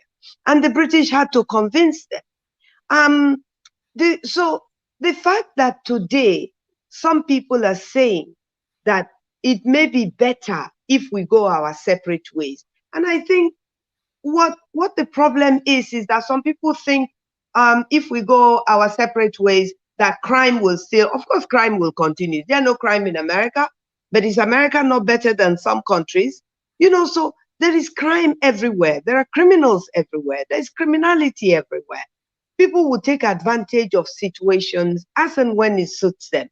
But what I'm saying is, how long, this question we ask it here again, how long as a people do we continue to accept that? Mazi, if another shooting happens, I will call you in the middle of the night or anytime and say, Mazi, let's do something about this. Let's have a discussion about this. And then after the discussion, then what, Mazi? What's the answer? What's the solution? And then next time, because it's not you and me that God forbid, of course, because you and I are not involved, I will still call you up and say, Mazi, they've just killed some people. Have you heard? What do we say about it? So what are we saying? Now, when we talk about solution, before we round up people, part of the solution had, you know, as many of you said, is to balkanize Nigeria. People like me had always argued that I do believe if we go back to regional governance, or at least with the current geopolitical regions that we have today, probably convert them into the region, because obviously the region before, when you talk about Eastern Nigeria, comprised of the Southeast and the South-South. And today we have 6 geopolitical regions, and that 6 geopolitical regions are somewhat inhabited by homogeneous people. There are, like in the South-South, where you have minor variations, but at least that is a thing that could, you know, I believe the people are not up in arms with one another, that they could not be a quasi-semi-nation on its own. You know, I'm not, you know, so when people talk about this, and that my proposition then is 2. 1, to fight for a collective South. 1 is to have that regional kind of arrangement where the center becomes weak, then the regions would, like before, go, you know, if Southeast want to convert every street to rail, let them do it. If someone in the Northwest wants to convert, or in the Northeast want to convert the Sambisa forest to a University of Agriculture where cows will be littered everywhere, so be it. If somebody in South-South wants every you know, river entrance to be a port, so be it. And people can make their decisions, and they can probably pay certain percentages to the center. Maybe that may work. But one thing that is very, and I think my sister will discuss this earlier today, one thing that really breaks me and makes me sad is when you talk about the political class and the political will to demand for some of these things that we talk about, it appears that these things are non-existent. Example is, It appears every one of us has forgotten the Asaba Declaration that happened last year. For once, where the Southern governors came together and had some declaration. Now, go back if you're not, let me not bore you with the details, but if you want to know the details of Asaba Declaration, go back to the communique. You can Google Asaba Declaration. You Google the communique, you can read the details of that communique. Now, in that communique, what got many people excited at that point, saying that maybe the South were coming together for once to fight for a collective front. It appears that has also disappeared. That today, that everything that they came and they stood for in that declaration is gone to naught. It amounts to basically nothing. Why? You can see the reflection of the failure of Asaba Declaration in the PDP primary and the way it went. What would have happened that if the South had presented a strong front saying that they were going to support a candidate, but suddenly what you have is in between the Southeast and South-South, you saw many people, some shouting like, shouting at each other in the pages of newspaper on televisions, rather than work together.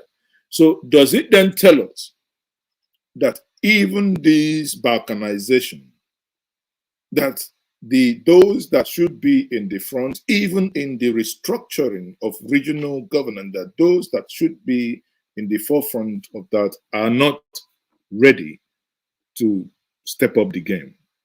Sister Ankyo Briggs, I'll start with you on this. But I think before I do, I have someone, Mashalino, just joined us. Mashalino, let's take your view before we go ahead with my sister Ankyo Briggs. Okay, Mazi. Good evening, everyone. Actually, this is my first time to come live like this. To start with, I'm a hardcore IPOB. I believe in the destruction of Nigeria because it's not organic. Let me say to what happened today in the church. Sorry. If we all remember, in 2019 or 2020, Nigerian government received already information. Are you still there? We're all listening to you. Nigerian government received information that some politicians recruited Al-Shabaab to do the bidding, the killing in Yoruba land. And then ISWAP was supposed to come down to the east because Boko Haram refused. Can you when you say that they received intel, can you give and elaborate more on that? Yes, it was actually there in the public domain. Nnamdi Kanu was already saying No, hold on. Sorry. Step back. Here we deal more with facts. Now, when you say such, you give us instances. I'll give you an example. I talked about the failure of the Southern governors, and I said this is how they failed because they came together in Asaba and made a declaration demanding certain things from Nigeria, which they failed us. So when you say they recruited, who are they? How is that information there? I understand what you are saying, but you are correct. But actually, I wanted to say that I am not the one who made it. It's already in the public. It's open there for people to investigate. But that's okay. Let's leave it. Let's move forward to what happened in the church. If anyone says, for example, that this is not the Fulani or the northern politicians responsible for this, then let's go ask El Rufai again. All the people that he paid money in Mali, when he said he paid them money, let's go ask El Rufai again. All those people you paid money those days and everything, how far? We have this every time. It's there. They're saying that these people have already found out that this kidnapping, killing is lucrative. So how are they going to stop it? And our sister there is telling you every now and then, kept saying that this country, so-called Nigeria, is not working. Not our ancestors did not even create Nigeria. Nigeria is just a property of Britain. Nigeria is just like me, Marshallino. I registered it worldwide. Nigeria does not belong to anyone in that country. Nobody formed that word, Nigeria. Why would people claiming what doesn't belong to them? Till today, none of our fathers, none of our ancestors came together and said Nigeria. I mean, you're sorry, but again, let me butt in here. You're regurgitating something that is very clear and everyone has established. Nigeria, okay. And I said, hold on, I said it before now. Yep. Nigeria is not an organic nation. But okay. Again, now we must be very careful. When everyone knows this system is not working, this is not a, don't make it sound as if someone doesn't buy your idea in total, that person is stopping you from achieving or obstructing whatever you wish to achieve. Okay. Now, what we are talking about here, if we come down, is to say there are options, because we said we're going to close with solutions. How do we stop these from going further? And the question was asked. I said, hypothetically speaking, playing the devil's advocate here, if we break Nigeria into how many? I don't know. Because if we talk about, let's take language, for instance. I think the Igbos and maybe the Jaws are probably the most blessed, because they are indeed, homogeneous. Because if an Igbo man, how do you know an Igbo man? Because of and the Yorubas as well, because they speak the Igbo language. The minorities that are over 250 would then ask you, are we going to split Nigeria into 250 in order to accommodate every single person? That led us to the question that I asked. Why can't Nigeria then look at converting the 6 geographical zone that you have today into probably 6 geographical governance structure? That, hold on, because if you look at it, when you talk about the Igbo, and maybe with minor adjustments, because you have probably Igbos, for instance, in some states that are outside the 5 eastern states, like in Benue, or in some argue other places like in Delta, or so, where you can say, okay, we have a boundary adjustment. I don't know. But again, let's really think deep, and see what is it that we are proposing, not necessarily on probably an emotional roller coaster, but let's get this. So again, you have 2 minutes to go ahead and let me respond to your question. Okay. Yes. Mazi, the truth is that Nigeria was created in 1914, and you cannot say by 1890 or 1590 that our people did not know their nationality. We have nationality. We had nationality. There is nothing you are creating again. We were living as nations. Go and read the letter the King of England sent to us. I have a copy in my house here. Go and see how he addressed. So when you come up with this idea of what? Check the whole world. There was no nation that created in the last 500 years. You want, I bet, with 10,000 pounds? No nation came out in the last 10,000 years. So when you are making this statement that what you're going to do with the minority, why we do this and that, I mean, Mazi, please, you are the one emotional. I bet you now with 10,000 pounds, no nation emerged in the last 10,000 years. Again, if you so we know our nationalities. This is not a shout.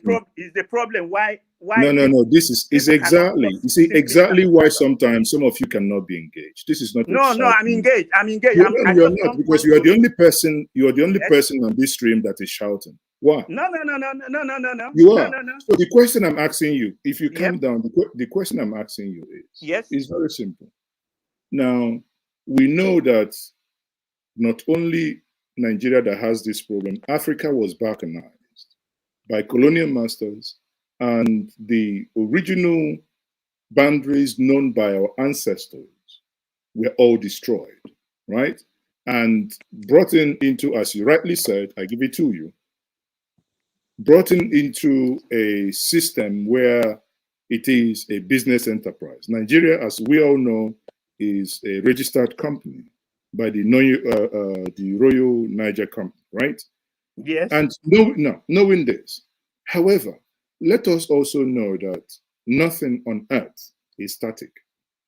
Recall that before now, even if you go to Europe, there were times what they call the Scandinavians were virtually one, but eventually they began to separate and they become what they are today.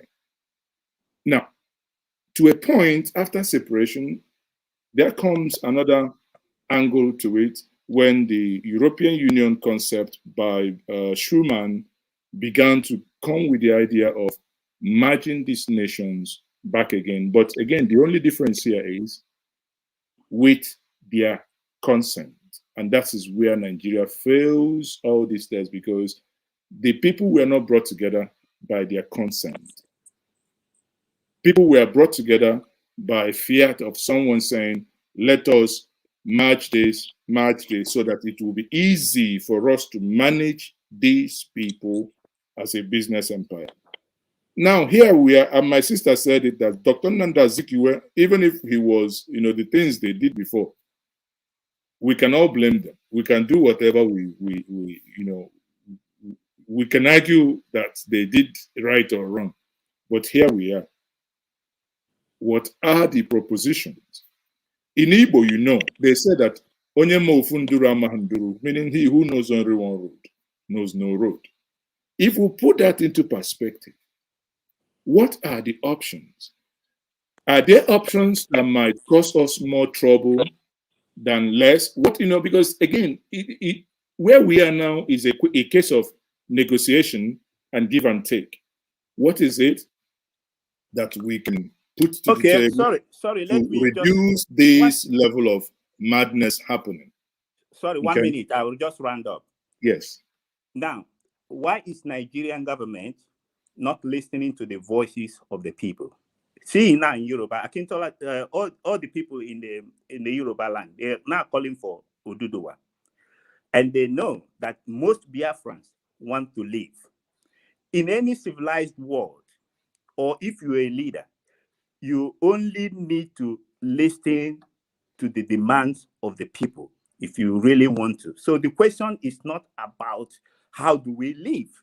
Go to the village and ask elderly woman there. The elderly woman will say, I don't want to be a Nigerian anymore. What do you want to be? They want to be a Biafran. So the point that I'm making here is that it is not the hold on. You see exactly you see exactly this point you've made. Now, you brought Biafra into the mix. And this is one thing that where some of us get this wrong. Biafra is a creation of 18th century. What were we before the Biafra? Because you see, that's why we say sometimes, where do you draw the line? Because, for instance, now, if you talk about you want to create Biafra, my sister here will tell you she's not Biafra because that's not her identity. That her identity is Ijo. And I will tell you, Biafra up, down, my identity is Igbo. No apology. That's who I am. So if we talk, so you see, now the question, you see, honestly, I'm good we're having this, it's good we're having this conversation. So the thing then there is, where do we stop the demarcation? Where do we draw the line?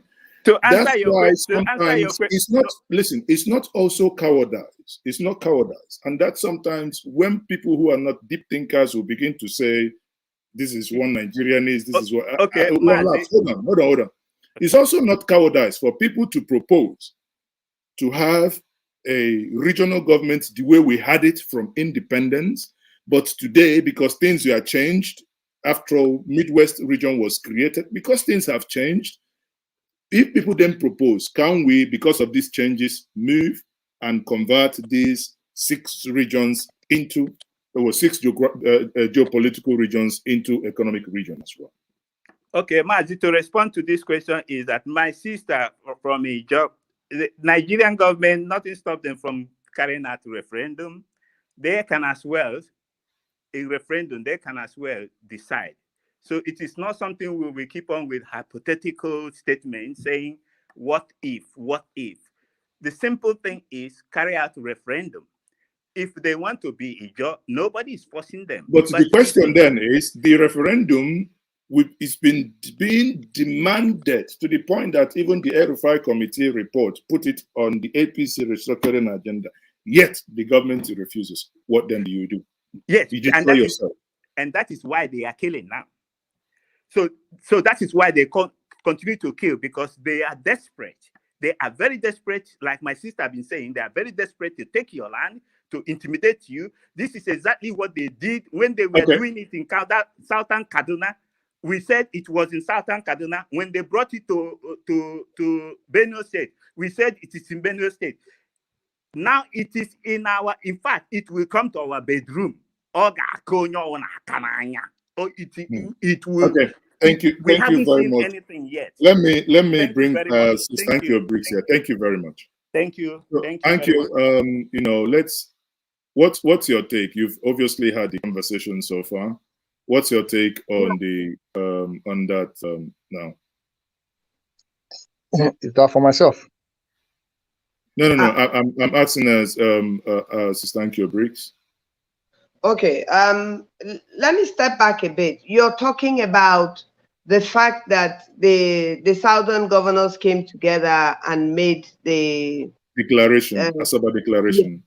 Yes, because I don't want to go. I don't want to go into where Marshall went and came back to. That's for another day. But I think when he said that if they want to be Joe, they can be Joe. I don't understand the meaning of that.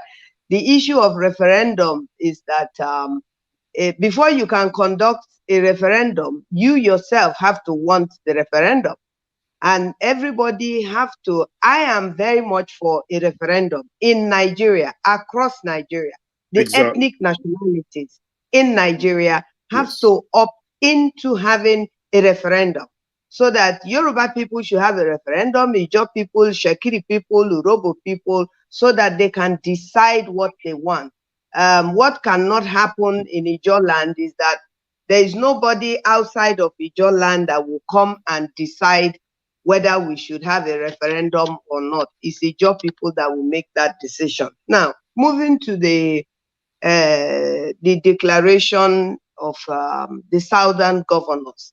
You and I also had very long discussions on the declaration of the Southern governors and how excited we were in the process of our thinkings and discussions, like many people, that finally the Southern governors have come together, irrespective of their religion and irrespective of their political parties, came together as a region and said that they believed, and rightly so, that the presidency should be zoned, and it should be zoned. And it is shocking that it is not.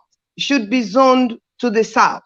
Now, I said to you from the beginning of that, even before anybody started discussing something about Igbo presidency, I started talking about and gave interviews as to why I believe that the presidency in 2023, if we ever get to have an election, should go to the southeast. And I also said why it shouldn't go to the southwest. And I also said why I, as an Ijo and a Niger Delta person, didn't believe that it was a priority for my people. I believe that the priority for us should be the priority of having a new constitution, and how I believe that Nigeria should be restructured. Now, having said all those things, we came forward and heard the southern governors make this declaration.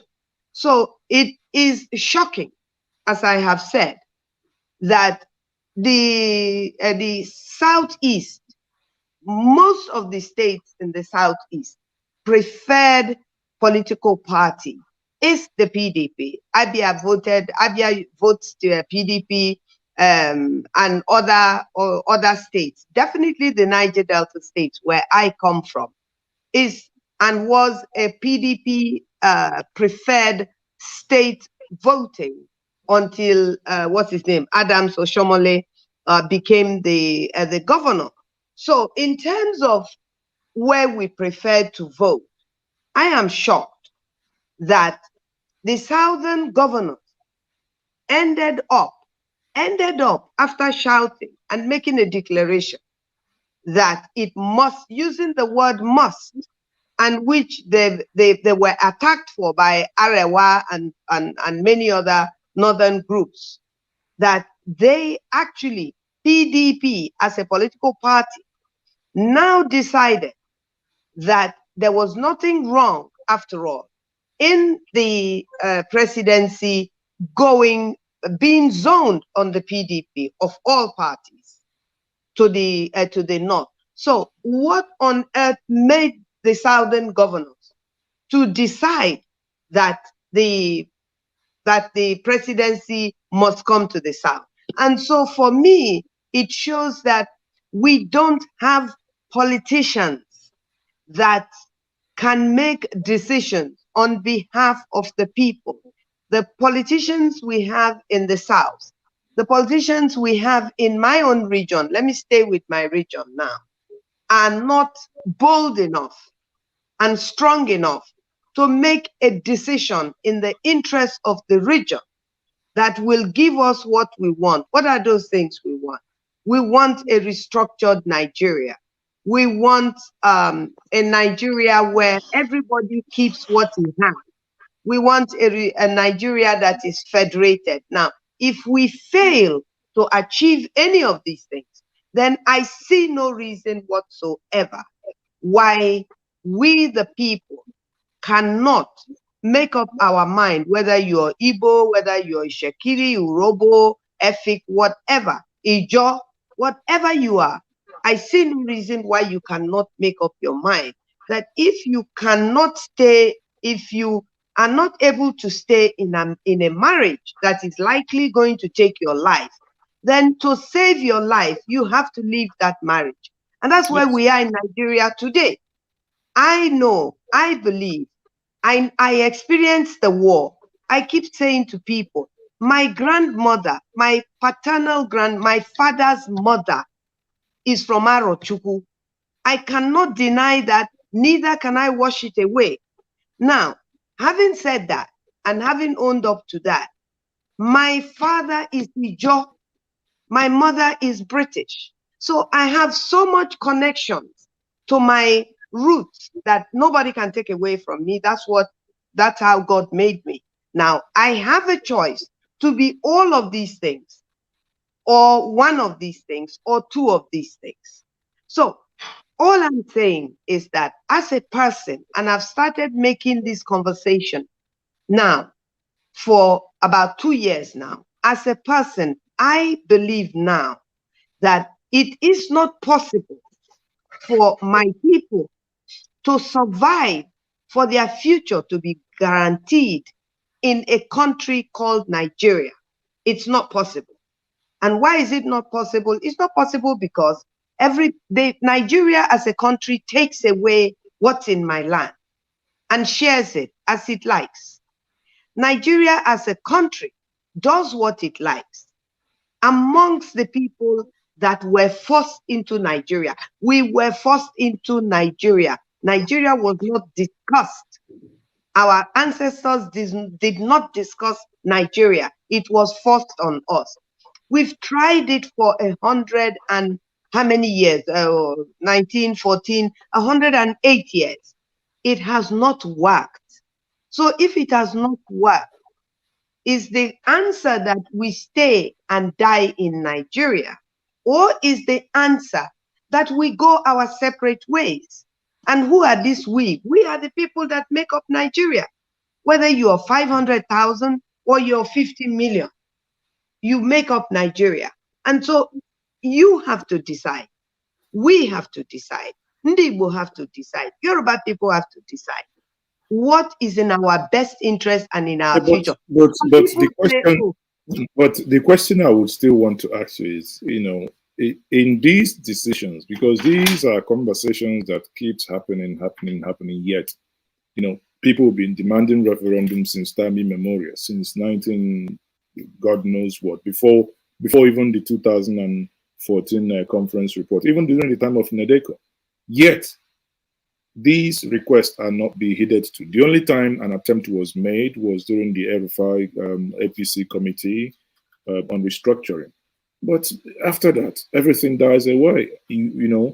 Everyone, because one thing I think I'm picking up also, and everyone should know this, is that most times out of emotions, when people, kind of say these things, they tend to attack fellow victims, because as long as Nigeria is concerned, be it north, east, west, south, everybody is a victim. Everybody is a victim state itself. So in this case, then I ask you again, if these demands, as you have put them, as the solution to stop something like this that happened in Ondo State today, if the people are putting it forward, and the government and those representing them are not listening to them, how then and what can the people do? The people must rise up, Mazi. You see, it's an individual thing. When I say the people must rise up, maybe because as a child, as a little girl, as far back as I can remember, I think I've been an activist because I was raised like that. I was raised by people that were activists in their own time. We didn't have the word activism. But when something that hurts another person concerns you, you're an activist and you want to do something to change it. I don't know the people that were killed in our war today rather. I don't know them. I don't know a single person. And the people that have been killed in the past, the people that were massacred in the north in 1967, 68 that brought about the Civil War, I didn't know them. But I lost relatives in the Civil War. Mazi, what I'm saying is this. In my opinion, and I've not deviated from this thinking and voicing my opinion. I was in the 2014 National Conference. I saw what happened there.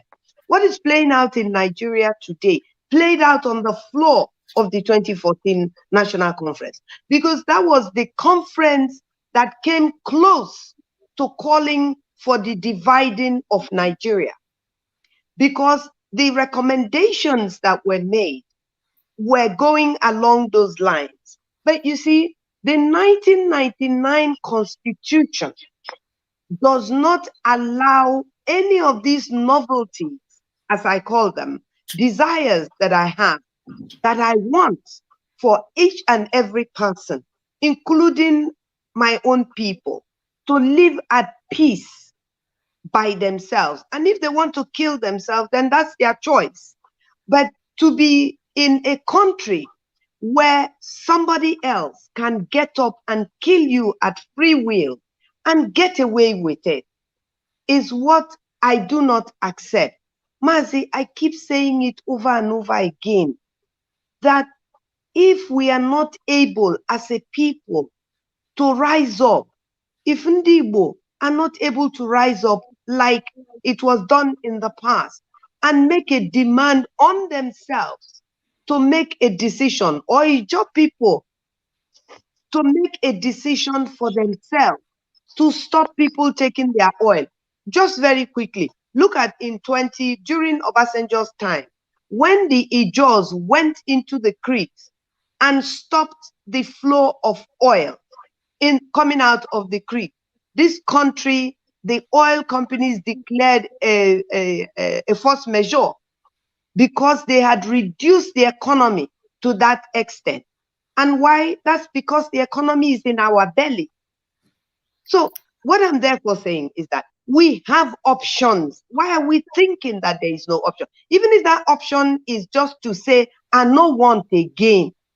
I no want, we were brought together. We didn't decide to come together. One white man called Lugard, for the interest of the British Empire economy, made this decision to bring what he called Nigerians together. And today, look at the result of it. Look at the result of it. Christians are not roaming all over the place, killing people that they disagree with. They're not roaming all over the place, killing people that they don't like their religion or they don't believe in their religion. Christians are not roaming, the Southeasterners are not roaming all over the place, taking over people's land. If they develop the North, which I think they shouldn't have, but then I'm not, it's not my money. If they develop the North and they're going to lose their development, they have to ask themselves, which is more important? Is it the development of billions in the North or their life? Which is more important? Because whether you leave those wealth that you've acquired in the North, willingly or unwillingly, the issue is that you've left them or you have to leave them. Now we have a situation where you have Northerners boasting and threatening the investment of Igbo people in the North and saying, whether if you want to go, you will leave these things and go. Well, if it is your wealth or your life, you have to make that decision. I don't have to make that decision. But quite honestly, Mazi, I think that trying to find solution to the Nigerian problem is what I find exacerbated. Not trying to find a solution to survive. That is not the problem I have. The problem I have is trying to solve the Nigerian problem. Some people that support Mazi Nnamdi Kanu that want to leave Biafra are castigated for wanting to leave Biafra. The Feniferes or the Yoruba people who have gone far than any other ethnic nationality in trying to gain their freedom. Some people say, oh, we don't trust Yoruba people. Well, my people don't even trust themselves. So I mean, for my people to say they don't trust Yoruba people, it's laughable. Do you trust yourself before you're now pointing your finger to say you don't trust Yoruba people? It's not about Yoruba people. It's about your own survival. How does the Yoruba man's one desire to survive as a Yoruba man, how does that become your business if you're not willing to work? If you don't want to work with him, don't work with him. If you don't want to work with people who want to be themselves in Niger Delta, don't work with them. But don't stand in their way either, because it's their life and it's their future. Okay, thank you very much. I think we had, while we were talking, we had Evangelist Emeka join us. May you make your intervention in 2 minutes. Emeka, if you're there, can you kindly unmute yourself?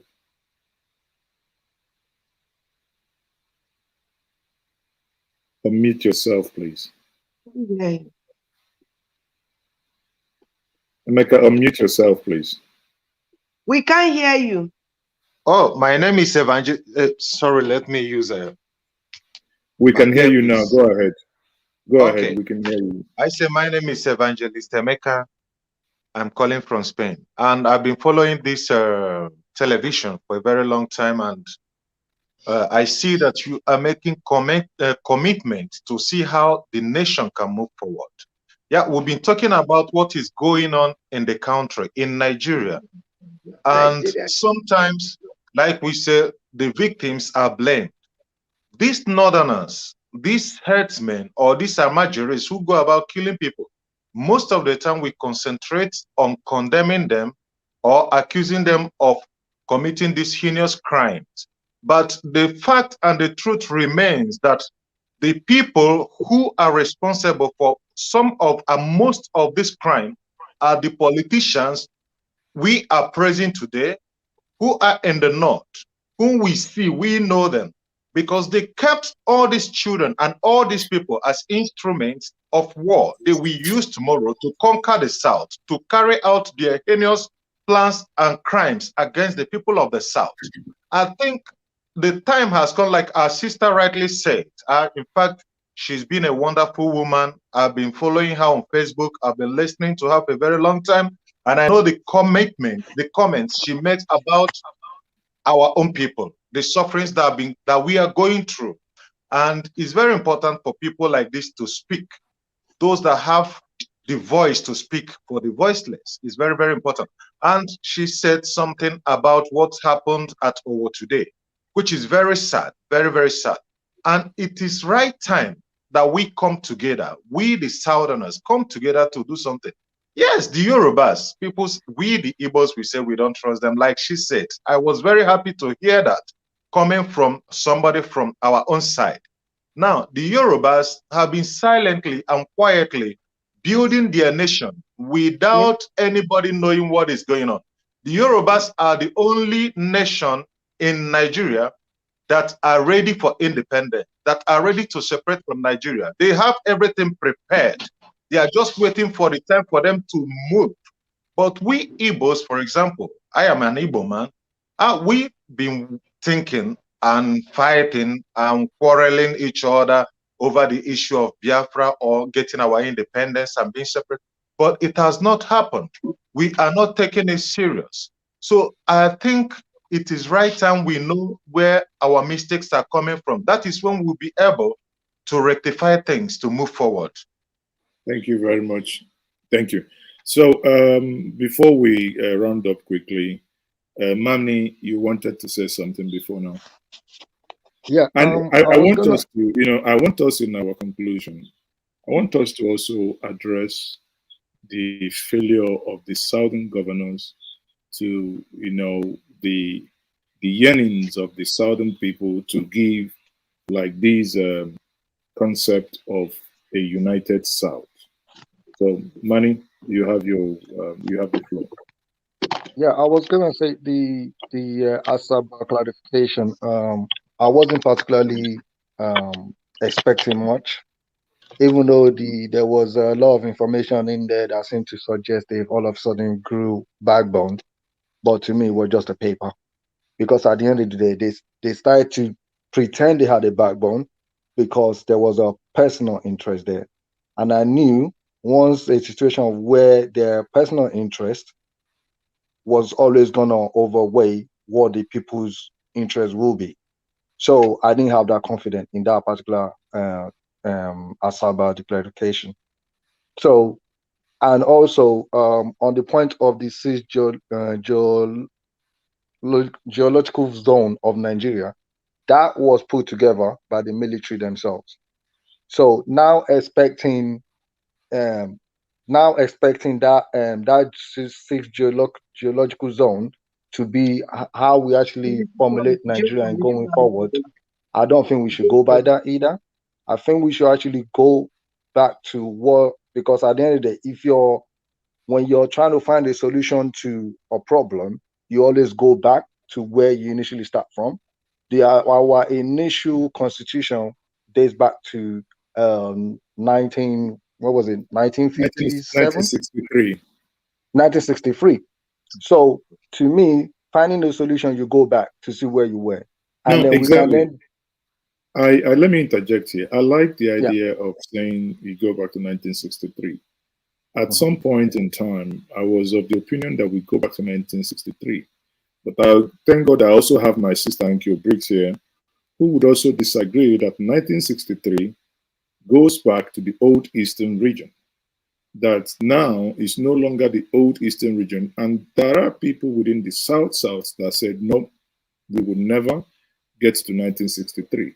If you speak to someone like Dr. Don Pedro Baseke, whom I have had conversations on this platform multiple times, he will tell you that anything that takes away the Midwest region of anything that brings the Midwest region into an alignment or into merging with any other region is off the table.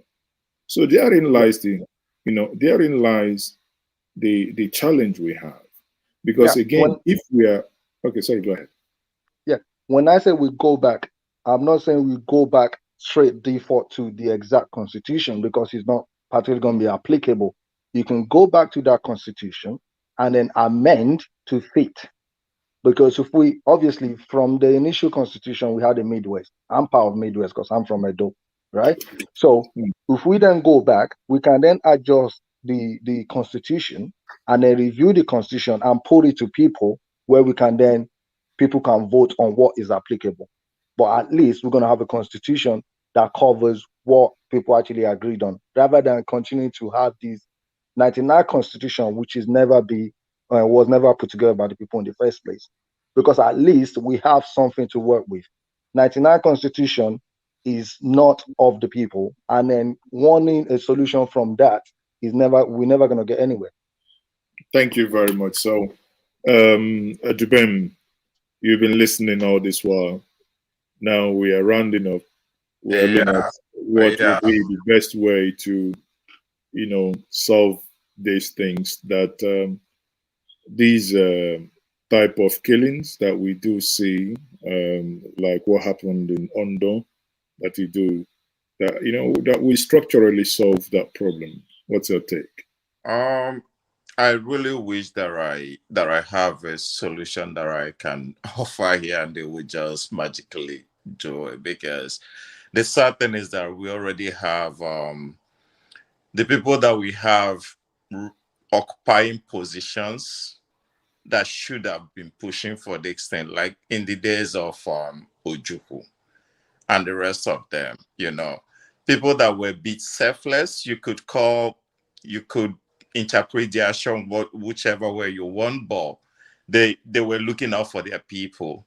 We no longer have that, and that will go back to their Sabbath declaration, because that for me was the power will come to South as long as I'm the one that will have the power. Basically that's what that was about. So once it became clear that none of them would have the power or whatever, they all started grabbing whatever they can. Some started playing for the vice president. Some started playing for all sort of things. It's just political dynasty that they're all trying to create. It was none of that had in mind or the people from that region when they made those commitments. That commitment was like for me. So once people started coming out, I think some of them probably might see it as affront. Are you coming out too? Are you coming out too? I thought that this whole thing was just for me or something like that.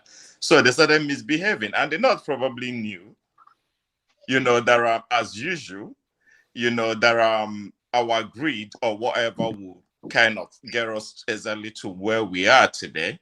So as much as the ones that spoke on behalf of them, the people that really matter just probably sat down and like, don't mind these people. And this is the reality. So the people that should be pushing for any of the things that we know is the solution, they are comfortable right where they are. And that now brings us, the only solution now left is only the one that Auntie Brace Uncle Bray brought up, like, people have to rise up.